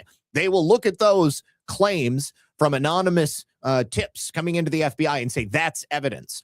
But then they will take a look at people who were involved with the case talking about Donald Trump having given up Jeffrey Epstein's activities to the authorities. Well, that's not evidence because I don't want to accept it. And Jeffrey Epstein, in this New York Times magazine, they've put together proof that Epstein had an obsession with Trump, that Epstein hated Trump. He was working with his legal advisors to come up with anything they could find on Trump. He kept going back to President Trump over and over and over again. And he could not find anything because it didn't exist. My friends, this is where the Epstein hoax dies. The hoax is dead. And I hope what comes after it is some real justice for people who were involved in this. I think that we've got to get through this peace process. Next, the DNI and Bill Pulte acting DNI, Tulsi Gabbard in her final act. God, I'm hoping tomorrow they're going to be putting out some kind of a report on election security. And I can only imagine what comes from that as well. Let me say thank you very much. Oh, no, I guess I already said thank you for that as well. Okay. And let me say thank you to Boys Blanc 89. Thank you to Mistborn. Kind of bummed to hear that you are parroting the Israel constructed false narratives. I don't know which one you are referring to. Guess it's time for me to move on. Still love you, RP. You are a good man. Shame you live with the shades on without even seeing it. God's blessing. Okay, so are you saying that because I don't know for certain that the United States killed 168 girls in school, or that the Mossad was populating the IRGC? Okay, well, Mistborn, I don't know, man. I haven't seen your name. If you were here previously and you had to leave because I have an opinion, I guess I don't know what to tell you. Thank you very much. Darla says Epstein hated Trump because he was a leftist liberal lunatic who loved trafficking children and drinking the elixir of satanic blood. Yes, I am not going to disagree with that. Empress, thank you for the cookie as well. All right. Okay, now we have also learned that the very individual who was running that White House terror project that was supposed to take place over the weekend was an illegal alien. We knew that much yesterday. To now we have today we have just a little bit more information. That would be that the man is a Mexican illegal alien, and he was admitted to the country under the Deferred Action for Childhood Arrivals program. And the ringleader of this plot, Abraham Alvarez, was living in Omaha, Nebraska. And in court documents, it was shown that he was a non-citizen because he had requested a consular contact. But now we know that he is a DACA recipient and a Mexican national. So the conspirators planned to deploy drones armed with explosives in and around the UFC Freedom 250 event in order to force an evacuation of the event, and then plan to deploy snipers. And Alvarez went by the name Shepard, and he had said that he had already plotted out the area where the attack was supposed to take place. He said, position your teams in the purple dots, counter snipers and drones, long range, and easy out down the river. We spoke about that yesterday. But by loading these drones with explosives, that would allow them to kill as many people as possible and make the attack as deadly as they would be able to. He further provided directions to the other conspirators to a church in Nebraska that was going to be used as the safe zone. And of course, now that he has been identified as a Mexican national, I wonder what that's going to do for the conversation with Mexico, because obviously we are currently in the midst of a major takedown of cartels within Mexico. And the Mexican government is obviously overrun with cartels as well. So it's one thing when you've got illegal aliens coming across the border. It's another thing entirely when you've got illegal aliens coming across the border and planning terror attacks that are meant to kill the president. GR Dunlop says, Zach, trolls are going to troll and try to make you feel bad about something, and usually it's made up BS. Oh, don't worry. I know that. And I don't feel bad about having an opinion. You know, I mean, like, I'm not just, I'm certainly not parroting a Zionist talking point because I said that I'm not convinced that the story that 168 children were killed is legitimate. I can see how it would be legitimate, but I'm just saying that I don't know it to be true. Because in the fog of war, there is always things that are reported which are not actually true. Go back to the Syrian conflict when we were being told that Bashar al-Assad was gassing his own people. A lot of that was total false flag effery. I mean, they had people that were doing like acting gigs, right? I mean, you had people who were pretending to be dead, covering themselves in dust. The same thing happens in every conflict. So, you know, me saying I'm not willing to die on the hill of the people having supposedly died when at the same time admitting undoubtedly people have, I think that's a pretty stupid reason to say that, you know, you don't want to listen to what I have to say anymore. I am never going to tell you specifically exactly what you want to hear. I will only tell you what I believe. And if I believe something to be true, then I will expressly claim that. If I can back it up with facts, I will. But I'm never going to try to make you feel better about what you believe because we are totally different people. So anyways, I appreciate the donations that you gave today, though, Mistborn. Anyways, now, continuing. Yeah, here we go. The clip about this. To revitalize our country, we must make it a priority to buy American-made products. News alert, DHS Okay, this is the confirmation from DHS that this guy is a DACA recipient. News alert, DHS confirming the suspected ringleader accused in a plot to carry out a mass Doesn't he? He kind of looks like Sideshow Bob. casualty attack at the UFC event at the White House on Sunday is an illegal immigrant. Mark Meredith is live outside the White House with more. Hey, Mark.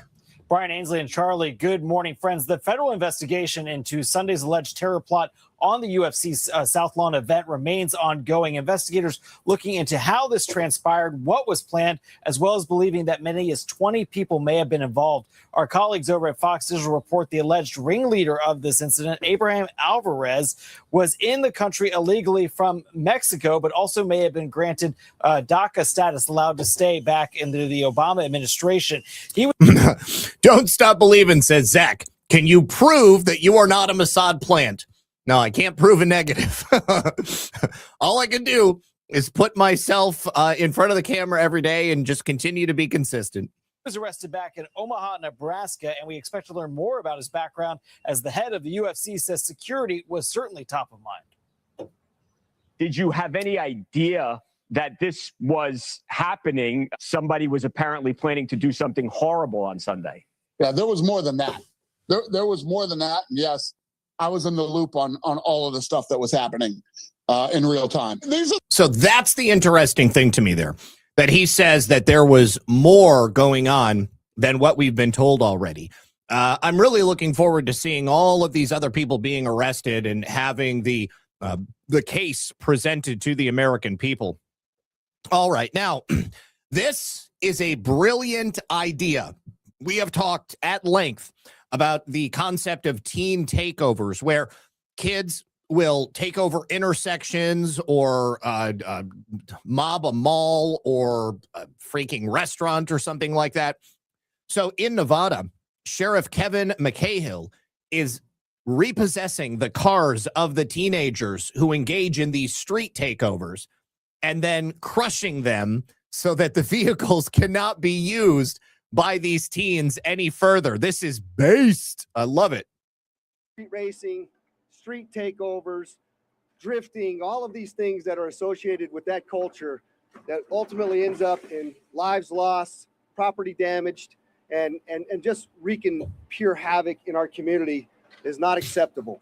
These cars that are being turned into scrap involved in either reckless driving or street takeovers, a problem Las Vegas Metro has been looking to get a handle on for some time. A specialized team was formed earlier this year to tackle. Yeah, I thought the same thing, Rumble Piper. I was like, man, couldn't they auction these cars off and make sure that they go to people who are not going to use them this way? But, oh, man, I don't know. I like it, but I'm still pained by it. The issue. And we just decided enough is enough. Since February, the unit has arrested more than 50 people. Nearly 15 cases involved stolen vehicles. The message is that our community is important to us, the quality of life, and this is what we should be doing if you're not adhering to the rules. State and local leaders say this crackdown is a result of AB 417 passed during last year's legislative session. This is the fruit of the community, the constituents that spoke last legislative session. They told me how important this was for them. Car lives matter. Car lives matter. I got to tell you, though, I would be happy to donate my time to run that claw. Like, how freaking cool would that be? I've always wanted to be able to run one of these things at a demolition yard and, crunch a car up. Oh, that'd be so fun. And I had an opportunity to work really closely with Metro and Sheriff, and this is the fruit of our labors. So the next time you think of going full throttle, that pedal could actually turn into just scrap metal. I'm Andrew Nomura, News 3. I hope that they had the kids who owned these cars present on site so that they could actually watch this happening. I think that would have been, fairly impactful. All right. Now, I would also like to bring you guys some new information about the ongoing efforts to combat fraud here in the United States of America. First of all, the Trump DOJ has just charged 15 new defendants in Massachusetts with a $1.4 million fraud scheme. 11 of those 15 are illegal aliens. They're using stolen identities. They are stealing SNAP food stamps. They're stealing Medicaid, they're stealing disability, and they're even stealing unemployment. If it can be stolen, they are using the stolen identities of American citizens to do it. So the Trump Justice Department, continuing their crackdown on government fraud and abuse, announced these charges against 15 individuals allegedly involved in a massive food stamp fraud scheme across Massachusetts, costing the taxpayers approximately $1.4 million. Now, 15 individuals have been charged and arrested for stealing this money from taxpayer-funded benefits. Out of those charged, 11 are illegal aliens using the stolen identities of American citizens. The fraud targeting the Supplemental SNAP Nutrition Assistance Program, or SNAP as it's known, Mass Health Medicaid, Social Security Disability, unemployment insurance, and other federal and state benefits. Now, federal prosecutors say the defendants often would use these stolen identities of U.S. citizens to fraudulently obtain the money. These cases highlight a broader, troubling pattern, the exploitation of America's safety net by illegal aliens. That is from Assistant Attorney General Colin McDonald for the National Fraud Enforcement Division. Fraud by illegal aliens carries real and substantial costs to American taxpayers and places enormous strain on our public benefits system. The fraud division remains laser focused on rooting out that fraud, whether committed by aliens or anyone else, and most importantly, recovering money wrongfully taken from the American people. Now, they don't mention it here, but I would like to just suggest that because these illegal aliens were fraudulently using the identities of American citizens, they would be able to vote.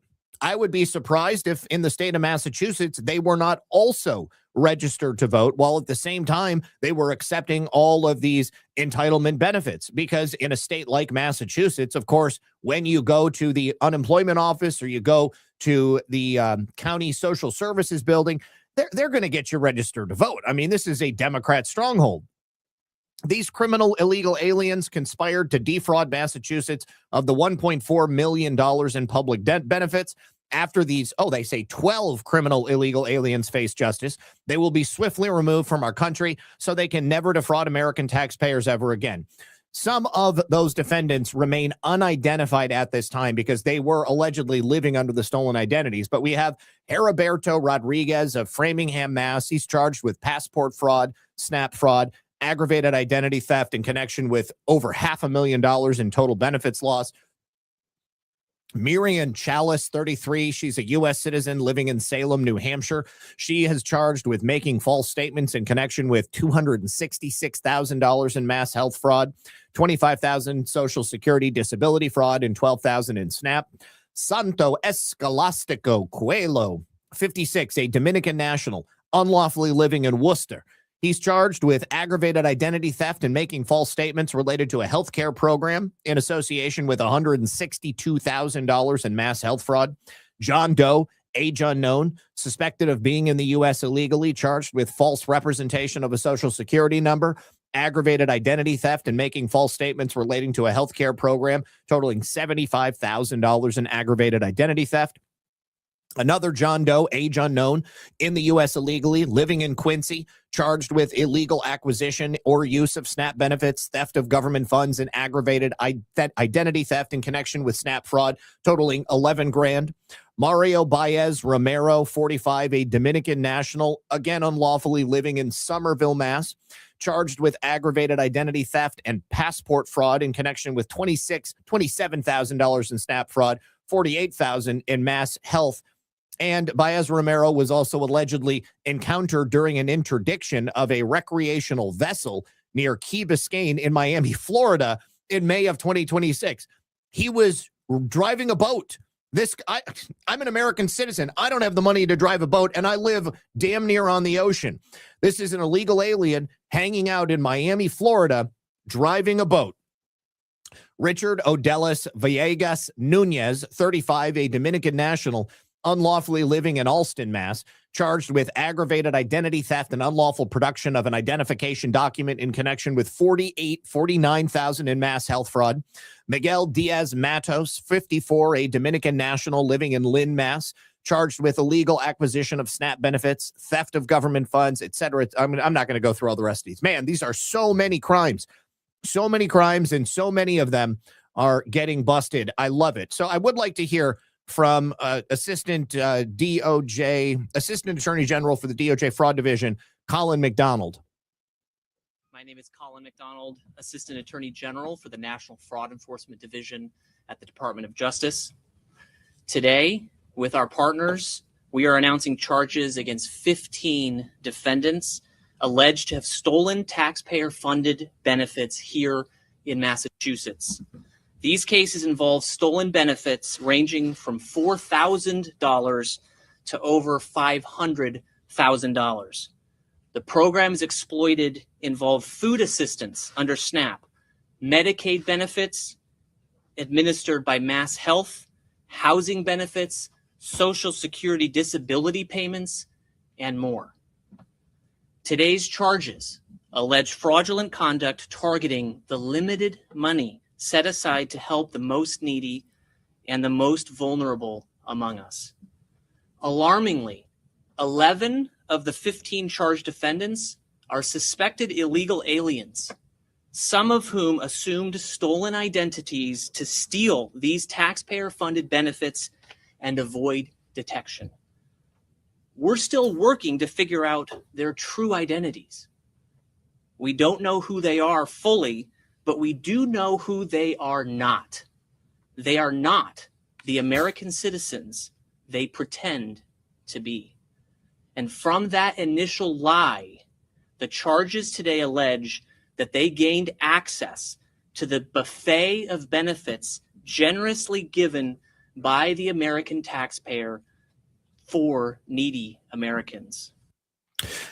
You got to imagine this type of behavior is likely happening all across the United States. You know, the idea of identity theft has been brought up on numerous occasions with regard to people stealing identities so that they can work for American businesses. But undoubtedly, a lot of fraud is happening in the name of Americans at the hands of illegal aliens. Now, this is a Massachusetts. I don't know if she works at the U.S. Attorney's Office in Massachusetts, but she's commenting on the scale of this, stating that this is merely the beginning of the charges that they are beginning to bring. I've said before, we are just beginning to scratch the surface. We have dozens and dozens of fraud cases in the pipeline and numerous ongoing investigations involving systemic large-scale fraud schemes. So I assure you, there will be more coming. But today, we are announcing charges against 15 individuals, and the charging documents provide a snapshot of what is going on in Massachusetts. Unchecked, unbridled, rampant fraud. People stealing taxpayer dollars, lying about their eligibility, and, in many cases, lying even about their own identities. Of the 15 people charged, 11 are suspected illegal aliens who allegedly stole everything from SNAP to Mass Health to Social Security, disability, and unemployment benefits. One defendant, whose true identity is unknown even today, is charged with over $500,000 in fraud loss, Mass Health fraud, Social Security fraud, housing fraud, and SNAP benefit fraud, over $500,000. There is no doubt this loss amount would have continued to grow if not for today's charges. Damn. Gotta love it that they're going after these people. All right. Now, I also bring you a scene from outside the Minnesota courthouse from yesterday, where one of those 15 Antifa militants who is being accused by federal prosecutors of being part of the Direct Action Minnesota network, an Antifa cell that organized anti-government violence in the Twin Cities, she went and spoke to cameras, and it probably wasn't a good idea to do so without a lawyer present. Her name is Natasha Rakatz. She uses the alias Anaran in the chats that were used by the federal government to get enough evidence to charge these people. And during the press conference, she actually accidentally admits to the people listening that she engages in anti-government activity, which is exactly what she's been charged with. And undoubtedly, this clip could very easily be used by the DOJ during the course of her trial. I've never been violent. I've never had trouble with the law.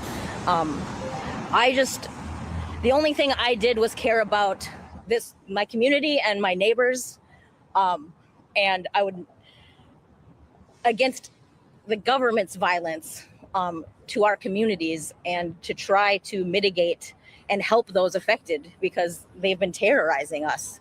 And I can't just sit there and not do anything, but I definitely would never do anything illegal. Okay, well, you did something. This is like some people did something. Ilhan Omar, 9/11, some people did something. Well, one of those people was you, Natasha, you weirdo. And what you've done is illegal, even though you didn't think it was illegal. Ignorance is no excuse when it comes to breaking the law. And no way. Lee says, oh shit, that's my neighbor. No way, Lee. No way. Are you serious? Are you in Minnesota? Sickens me, and it makes me really sad that this is happening to me and others, because none of us deserve this, because all we want to do is create a better world, a better community. They have unfairly characterized her as a fugitive in the media. She is far from a fugitive. She's a wonderful person, a wonderful citizen. And I've never. Well, you can be a great person and still be a fugitive from the law. All right. Lee, I am waiting. Just kidding. Damn it. I was so excited for a second there, thinking that it might be real. All right. Now, we have another fraud case. An alleged $38 million adult daycare scam that was just busted in Brooklyn. This was a bunch of Pakistani community leaders who were also very close with Democrat politicians. In fact, one of them, the man who actually owned this adult daycare, was photographed inside the mayor's office shortly after Zohran Mamdani was inaugurated as the mayor of New York City. That prominent Pakistani American businessman who spent years cozying up to powerful Democrats is the man now accused of being part of this $38 million Medicaid scam. Civic leader and well-known Brooklyn Community Board member Pervez Siddiqui, 78, was arrested Monday along with 7 other co-conspirators. Here he is right here. They are alleged to have run a large-scale Medicaid kickback and false billing scheme through 2 social adult daycare centers in Brooklyn, the APNA Adult Daycare and Ashiana Social Adult Daycare. The scam ran from 2019 through December of 2025, feds allege, with seniors being signed up for these daycares that they rarely or never even attended, and then they would actually get a cut of the Medicaid payment. Marketers are going around looking for the Medicaid card. They stop people on the street, at bus stops. They go into doctors' offices. They go into NYCHA. This is government housing where they know people are low income. They ask, hey, do you have a Medicaid card? This is a source involved in the case speaking to the New York Post. Now, Siddiqui, he actually owns around 15 pharmacies in New Jersey, and I wonder if they're going to start looking into his pharmacies to see if there's Medicaid fraud going on there as well. But he is a prolific in local political circles, and he's a regular donor to Democratic campaigns, sometimes shelling out over $10,000 a pop to local candidates. And through his ties to another group, he scored an intimate sit-down with New York City Mayor-elect Zohran Mamdani in December of 2025. Now, Shazia Bibi, a.k.a. Shazia Watu, Abdul Aziz, Sher Ali, and their recruiter co-defendants, Zaboon Ahmed, Jasna Begum, Syra Khatun, and Atia Shanaz were also involved, and that's according to the unsealed indictments. The gang would pay cash bribes directly to New York Medicaid recipients to enroll them at one of the two adult daycares, even though most of them never actually attended, and then paid the recruiters kickbacks to refer the patients while submitting the $38 million in fraudulent claims to New York Medicaid for services that were never provided. Now, to conceal the fraud, they created fake sign-in sheets far exceeding APNA's certificate of occupancy on certain days. They would use Pakistan-based billing staff, and they laundered proceeds through shell companies by writing checks disguised as gifts, dividends, or coded entries like medicine or ladu, which is an Indian word for sweets, according to the document. Now look at this. Here is Zohran Mamdani doing an ad for APNA Community Services, one of the businesses that are part of this indictment. NYC Mayor Zohran Mamdani has been a friend and supporter of APNA. This is the nonprofit operation separate from the daycare, which is not part of the federal indictment, but also has Siddiqui on its board chair. How long do you think it is before they start looking into that 501c3 as well? Now, you can see here in Coney Island, APNA Adult Daycare, the fraud site that was raided by the feds, actually raided back in 2025. Now, after a December 2025 federal search warrant was executed, Bibi Siddiqui and Ali tried to cover their tracks by telling staff to get new phones and delete data. Of course, it was too late. The source said the so-called marketers each manage a group of 30 to 50 patients. They keep them together. There's a cultural element. A Russian marketer will pick up Russians, Pakistanis for Pakistanis, Chinese for Chinese. Now, through his affiliation with a different group called the American Pakistani Public Affairs Committee, or APAC, Siddiqui got unprecedented access to some of the state's top Democrats, including hosting a fundraiser for New York Attorney General Letitia Pkwy James in June of 2022 at a restaurant in Coney Island. And here, this is that meeting that I mentioned at the start of the show. Look at the hairpiece on this guy. There is Mayor-elect Zohran Mamdani, and here on the end, directly across from him, is Siddiqui himself, being called the kingpin of the New York City Medicaid fraud scheme. Mamdani has previously praised the APAC for their strong support, crediting his victory in part to their Get Out the Vote efforts.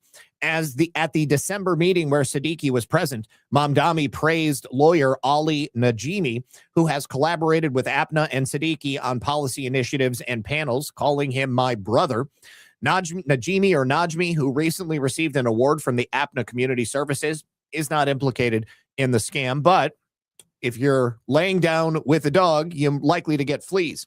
Medicaid reimbursements to insurance companies called Managed Long-Term Care Providers, or MLTCs, cap at $6,000 a month per patient in most cases.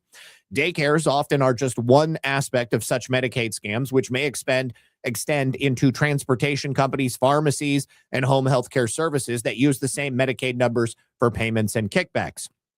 Here you can see Siddiqui at the APNA Community Services event where he is speaking alongside another well-known civic leader in Brooklyn. Here he is with a advertisement from Senator Chuck Schumer. APNA secures historic $530,000 federal investment to expand services across Nassau County. Thank you, Chuck. Thank you, Senator Schumer. Now, also looks like Senator Kirsten Gillibrand also were proponents of making sure that $530,000 went to APNA, which is, of course, now under federal indictment. For handing over their Medicaid cards, seniors at APNA or their family members were getting $500 a month in kickbacks for daycare services they never received. Shockingly, the indictment says the payments were even made when enrollees were not in the U.S. The sources claimed many had even gone to live in other countries while they or their family members collected the Medicaid kickback money. The patient is in Pakistan. They're in Morocco. They're not even in this country. Regarding Bibi, 45, the source claimed she is a thug. She doesn't even know how to write her name, but she's street smart. I believe that is Bibi right there. She's a thug. I believe it. I absolutely believe it. All right. Now, or maybe this is Bibi. No, this has got to be Bibi right here. Look at the look on that woman's face. She's a killer. You can tell she'd slit your throat and not think twice about it. In 2018, Bibi, also on the Brooklyn Community Board 13, was a featured honoree at a dinner hosted by Brooklyn political org Bay Democrats just months after Siddiqui personally donated $3,000 to the group. And in 2022 public testimony before the city council, Bibi called herself a community activist and griped, "We as a Pakistani American community and as a Muslim American feel alienated because we as a community could not get any resources." You shitting me?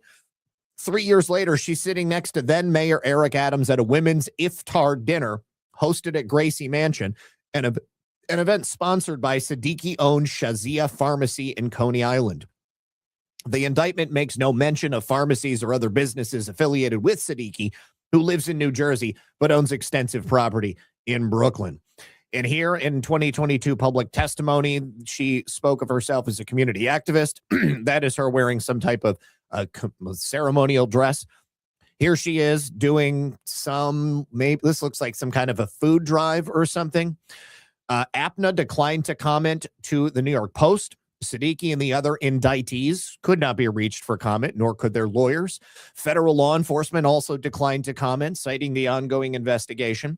But APNA Adult Daycare also has a sister organization, that nonprofit I mentioned earlier, APNA Community Services, which is also focused on elderly and immigrant support. The two share leadership teams, with Siddiqui listed as the board chair and co-founder on its website. They both operate out of the same facilities, and it appears Siddiqui uses his association with the nonprofit to cover his alleged illegal activities. Watch for their 501c3 to be revoked. In February, the federal government awarded February of this year, awarded that $530,000 grant to APNA Community Services, funding backed by the New York's Democratic U.S. Senators Chuck Schumer and Kirsten Gillibrand. There is Letitia Peekaboo James. 2 weeks ago, APNA Community Services boss Aram Halif, who co-founded the daycare but shifted over to the nonprofit, was invited to a picnic at Gracie Mansion with Mom Dami, where she shared beaming videos on social media, hanging out with the Democrat socialist leader. Halif told the Post she had not been involved with the SADC for several years and had no knowledge of their operations, and she is not named in the indictment. In a bombshell report from earlier this year, the Post visited over a dozen SADCs in Manhattan, Brooklyn, and Queens to find that many were nearly empty at peak hours. Most clients appeared healthy and active without signs of chronic disability or mobility issues requiring nursing home level of care that is needed to qualify for these taxpayer-funded services. Several facilities were caught serving to-go lunches in strict violation of Medicaid rules. A Medicaid fraud case revealed last June exposed $68 million was being stolen from taxpayers in a scheme involving two SADCs in Brooklyn. Owner Zakia Khan's racket also paid kickbacks and bribes to marketers for referring Medicaid recipients to her SADCs from 2017 onward. Now, the source speaking to the Post said that in order to keep getting these kickbacks, many of Khan's former patients moved over to APNA after the operation got busted, a migration that should have raised flags with fraud detection outfits and insurance companies, but of course, nobody was paying attention. In February, 2 Queens men, In Woo Kim, 42, and Daniel Lee, 56, were both charged with nearly identical fraud, where they allegedly ripped off $120 million from Medicaid in a decade-long scheme that involved 2 SDACs in Flushing. New York spends the most Medicaid money per patient compared to any other state, and 77% more than the national average. There is zero oversight. The fraud will never stop because they don't want it to stop. The MLTCs are funding the politicians because that's how they make money. They want more and more patients enrolled. They are the reason this fraud has spread so fast, the source alleged.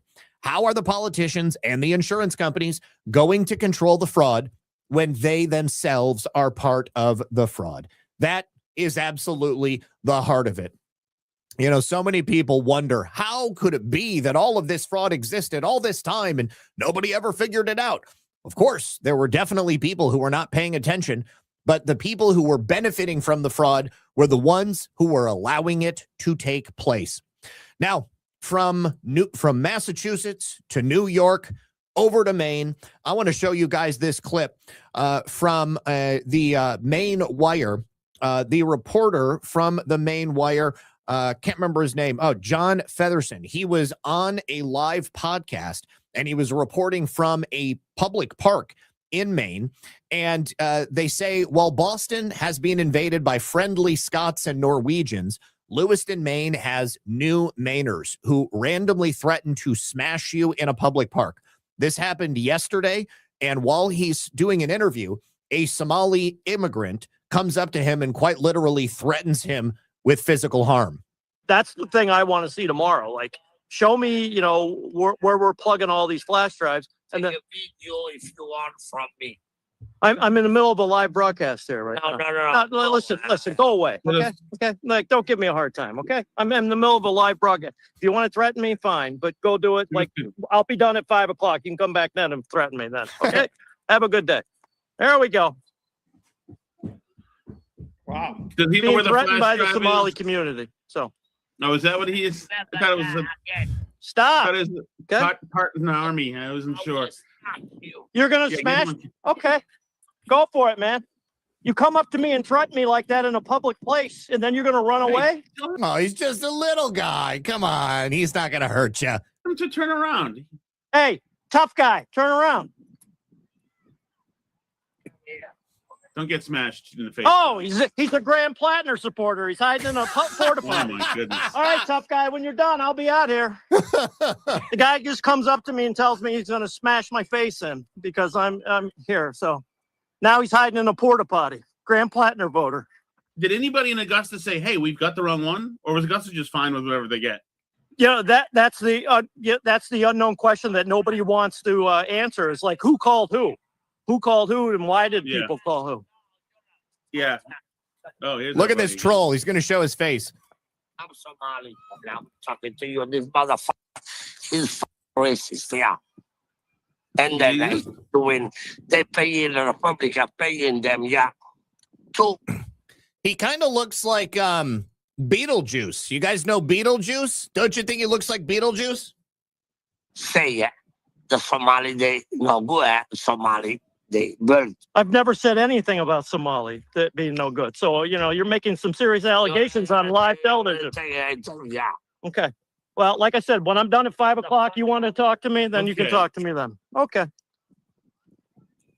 Wow. Are you getting paid by the Republicans? If I am, I haven't got the check yet. So let's go. What's funny is, like, we're indicting right now a whole bunch of, I mean, with this first. All right. So for people who don't know Beetlejuice,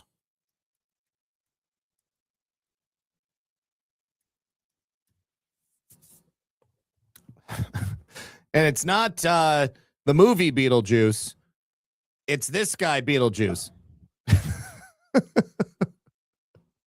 Oh, he's a good guy. What's going on? What you got in your hand there, bro? Boom! Okay, they didn't show his face. Ah, here's his face.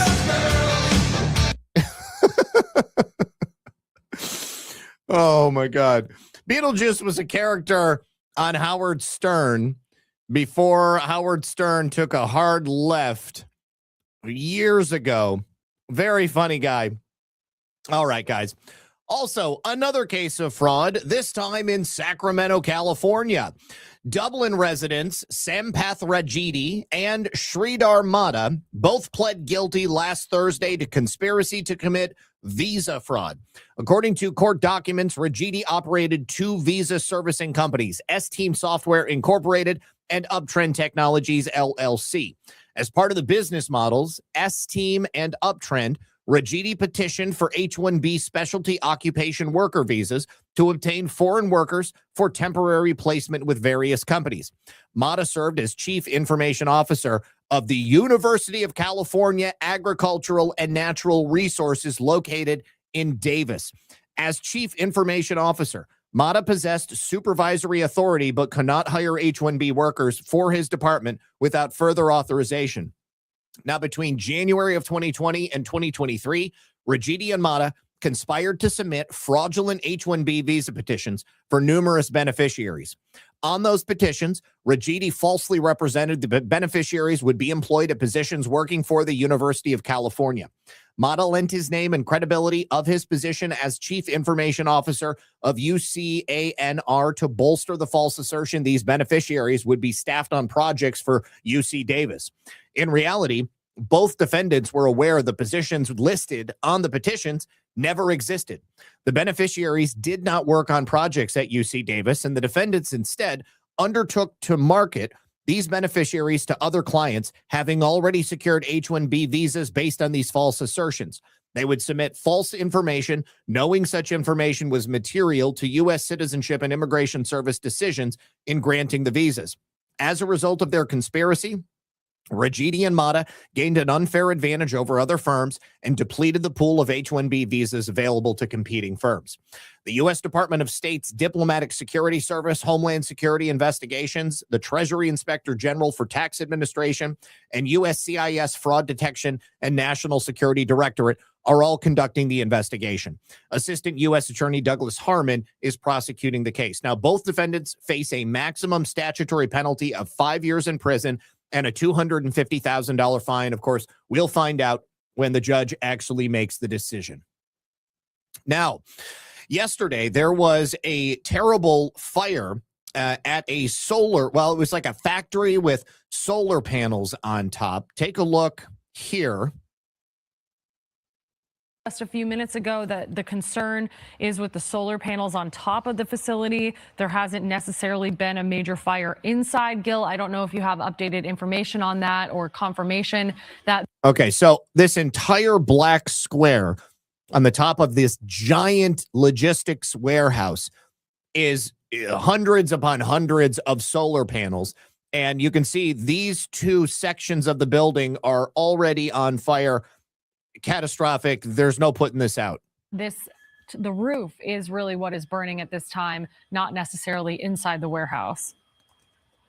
That is correct, Sam. In fact, the firefighters were just talking about it about 2 minutes ago, saying that the fire is isolated solely to the solar panels on the roof, not the contents of the building itself. Now, what we've been watching is firefighters get on the roof and start putting water on it, but a short time after that, they've been ordered off the roof due to the integrity of the roof itself, and also for those water dropping helicopters that are actually coming on the station here. In fact, I think one is already here. Two are basically about over the buildings in downtown LA heading to this. So we're going to see something very rare happen here when those water dropping helicopters actually drop water onto a burning structure.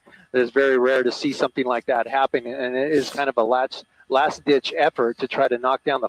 So as you can see, that is a bad fire. Now here is the view over Los Angeles as that toxic cloud of smoke spreads out and begins to cover the city. That is not the type of stuff that you want to be breathing in. There's a lot of nasty stuff that are going to be inside those solar panels, and then obviously in the roof as well, which of course burned right along with it. Now, we also have a very big development in regards to DA Larry Krasner. The Pennsylvania Supreme Court has accused Philly DA Larry Krasner of misrepresenting cases, and they have taken the unprecedented action of imposing an embarrassing rule on him. Now, if you don't know, Krasner is one of a number of Soros-backed district attorneys around the country. In Philadelphia, he loves to threaten ICE agents with arrest, and he also loves letting dangerous criminals out of jail. In a turn of events this week that nobody foresaw, the Pennsylvania Supreme Court accused Krasner of misrepresenting the facts of cases in his quest to dismiss these charges against criminal illegal aliens. They also imposed this new rule on him. Going forward, when Krasner wants to dismiss charges and let someone out of jail, the case is required to be reviewed by the state attorney general's office. They have completely taken away the power of Larry Krasner to make these autonomous decisions. This is big, big news and long overdue, but it remains to be seen how Krasner is going to adhere to it. So the Pennsylvania Attorney General is now going to be required to review every single case that Krasner wants to overturn. And believe me, that's going to keep them very, very busy. The Pennsylvania Supreme Court has made this a decision because the DA's office wants to overturn a conviction in state court, as they do on many different occasions. So now the AG's office has to be given the chance to review it and make sure there's a proper investigation and people are simply not being let out of jail as they have been. The order comes as a King's Bench petition, which is basically a mechanism for the High Court to take over a case and review it. The case at hand involved a man by the name of LeVar Brown. Guess what LeVar did? He was convicted of killing two men in the early 2000s, and he's currently sitting on death row. In the opinion of the Pennsylvania Supreme Court, the 5 Democratic and 2 Republican justices have said District Attorney Larry Krasner has numerous instances of untrustworthy concessions, lack of candor, which you can read as lying, misrepresentations of fact, lack of adequate investigation, and avoidance of hearings, and generally, he is unreliable. They said when a district attorney fails to follow through on their duties, it does not minister justice, it facilitates injustice. This is incredible to hear. The High Court said because the problems are poised to continue, because they know the type of DA Larry Krasner is, they are now requiring the AG to intervene on behalf of the Commonwealth. Wild stuff. Philadelphia District Attorney Larry Krasner is in hot water, and now the DA's office, the AG's office, is going to be in charge of any future possible overturning of cases that he may be involved in. Now, we do also have this right here. Take a look at this. All right, so they have been caught lying repeatedly, and the decision came down yesterday. But today, the senior attorney supervisor for Larry Krasner was just suspended by the High Court for 3 years. He was suspended because Larry Krasner's office has a secret policy that they try to free everyone who has ever gotten the death penalty. And they lied about this policy to the court. This, again, is even more damning than what came down yesterday from the High Court. Absolutely insane, but again, well overdue. After multiple hearings and extensive briefings, we find that Nancy Winkleman knowingly made misrepresentations to effectuate a policy of vacating all death sentences on appeal or on federal habeas review. We do not credit her testimony that there is no such policy. Winkleman was, with no criminal experience, promoted to be one of the 4 highest level attorneys in Krasner's office, reporting directly to him. And she used that role, according to his order, to obfuscate and lie, all in an attempt to free murderers. The panel found that she lied to the court about the process, or in the alternative, that ignorance was the result of her failure to conduct reasonably diligent inquiry required by the court before she made the misleading statements to a judge. In sum, the court is deeply disturbed by the conduct. They recommend suspending Winkleman for 3 years. Unbeknownst to me, they already disbarred a different attorney for working for DA Krasner for the exact same type of conduct. And for anybody looking at this, if you are a lawyer, you probably understand like what a big deal this is. But for the people of Philadelphia, this is a huge deal because it means that DA Larry Krasner is no longer going to be able to just put these murderers back on the street as he has been doing for quite some time. All right, we're going to close out with the final commentary about well, I'll talk about this tomorrow, but the LA City Council basically just made it legal for illegal aliens to vote in local elections. We'll talk about that tomorrow. But the Russian Ministry of Defense has reported that approximately 1,000 Ukrainian drones attacked Moscow earlier today. This is a huge, big deal because it's undeniable that the Ukrainian ability to launch an attack of this scale on Russian soil could have only been done with the help of European nations who are, of course, members of NATO. Certainly, this wasn't done with the help of the United States because we have stopped giving money to Ukraine quite some time ago. However, Congress recently did vote to give more money to Ukraine. That could be a problem moving forward.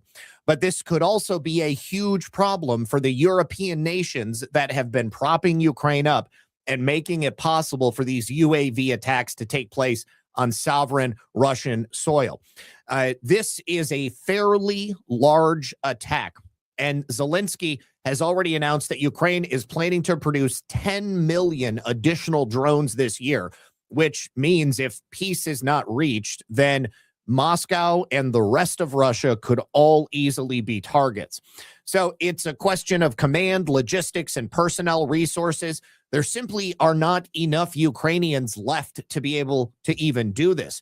So it begs the question, who are the bodies that are actually assembling these things? Is the military power of the European nations that are assisting Ukraine being lent to Ukraine to allow for the production of these drones? Are they operating these drones? Who is it exactly that is doing it? Now, these are not military targets that are being hit. However, infrastructure and oil refining targets have been hit to a large degree, but also many different civilian targets have also been hit.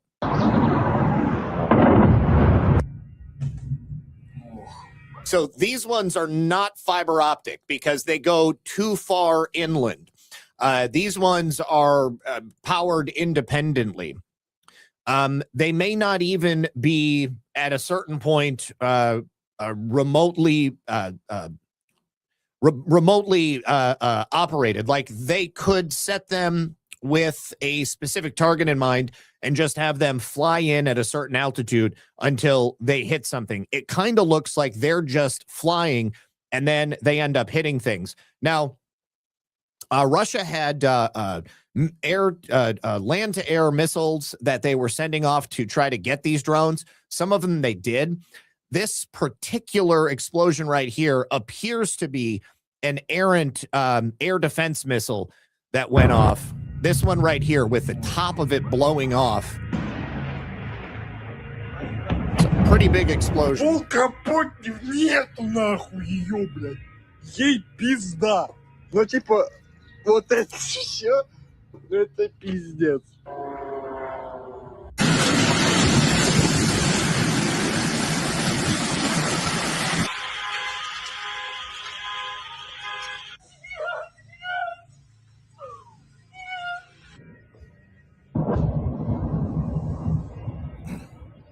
Интересно, как жить вот этой вот квартиры. Ебать!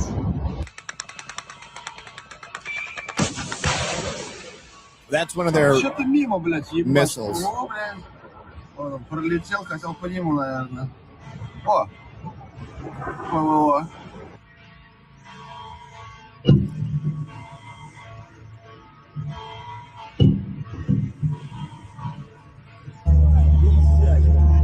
Можно?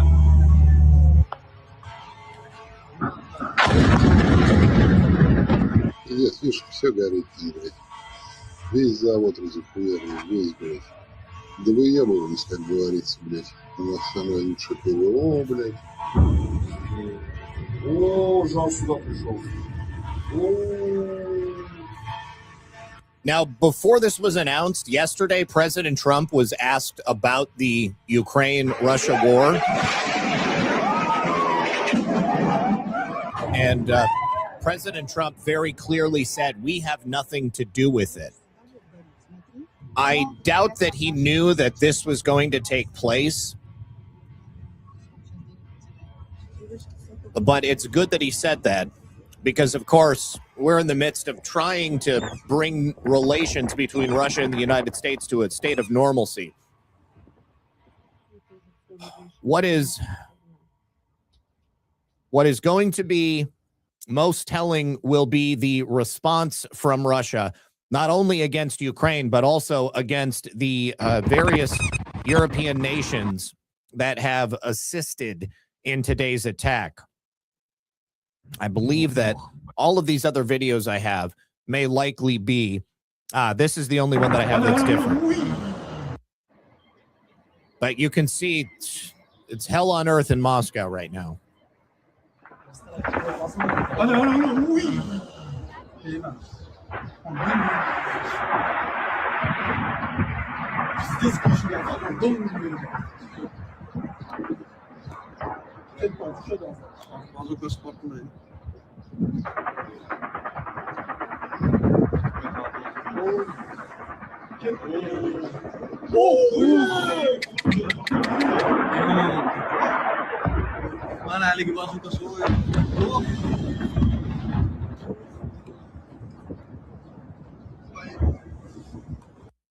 Now, finally, this is the video that I mentioned, which shows that the errant surface-to-air missile is what blew up that one tanker where the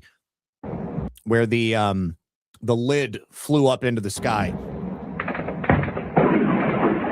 Let me just rewind that so you can see the missile misses the drone and then hits that.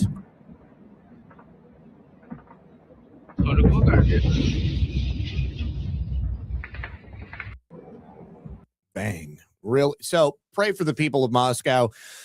And, you know, frankly, pray for the people of Ukraine who are undoubtedly going to die in the response. You know, I mean, anybody anywhere in Europe that may be in the path of incoming missiles or munitions as a result of this. It's trying, and it's I don't think it's coincidental that it's happening at the exact same time. Oh my gosh, there was one other piece. I guess I don't know where it is, but this morning, Israel and Lebanon began exchanging munitions again. Don't know exactly the circumstances of it. I'll probably have more information on it tomorrow. But after that happened, Iran responded and said that they consider Israel's attack on Lebanon to be a violation of the MOU that they just signed with President Trump. So undoubtedly there is active negotiations going on behind the scenes. And I hope and pray that everything continues on as planned so that we can get this over with and truly bring peace to the Middle East and then finalize peace in Europe as well. All right, you guys. Now, in the same way that they were able to test the uranium in Israel to match it up to the uranium from Apollo, undoubtedly, once the United States gets their hands on the uranium in Iran, they'll be able to determine the exact provenance of that uranium as well. And we'll see where that came from. And all things being equal, it may once again come right back around to the Clintons. I know a lot of people have been hoping that, been crossing my fingers and rubbing my hands, waiting to see what happens. All right. Now, let's see. Finally, Empress, thank you for the cookie. Season Pixels says, please, everyone, make sure you update to 54.78. We have new polls feature that I created in posts and live chat. Super useful. Oh, that's cool. Okay, that's great. Thank you for that, Pixels. I will definitely make sure that I'm updated, and we'll see about using that tomorrow. All right, you guys, a boneless chicken, thank you very much for the shades, and I think that will be it. All right, you guys, thank you for being here. Good luck. God bless. Don't forget about the other sponsors of the program. You can find them in the description of today's video. First of all, my friends over at onenessdrops.com, onenessdrops.com/redpill78. Use that code redpill78 to get 15% off your chlorine dioxide water purification kits. Of course, you have to be able to make fresh water in case anything bad happens. And you can only survive so long without water. You can go a lot longer without food, but you can get a lot more than chlorine dioxide. You can also get their mullein extract for lung health, soursop extract for cellular regeneration, pure DMSO, which is incredible for liniments. If you've got an injury, you rub that on there. I use it just about every single day on a number of spots. And of course, over at mypillow.com, use code RP78 to save up to 80% off of Mike Lindell's amazing American-made products. Over at rncstore.com/RP78 for their bitter apricot seed products, either the bitter apricot seed meal or just the regular seeds, or their Laetrile B17, which is the extract of amygdalin from the apricot seeds. Of course, I can't talk about what those things are good for on YouTube, but we've talked about it at length over on Rumble and Pilled and all of the other platforms. So you can find that information on my Rumble channel. I have a playlist specifically for homeopathic and naturopathic and alternative treatments for the big C and a bunch of other things like that. Check that out. All of those are in the description below. Thank you for joining us. Good luck. God bless. And I will see you guys tomorrow right here at 5 p.m. for another episode of Red Pill News Live. Peace.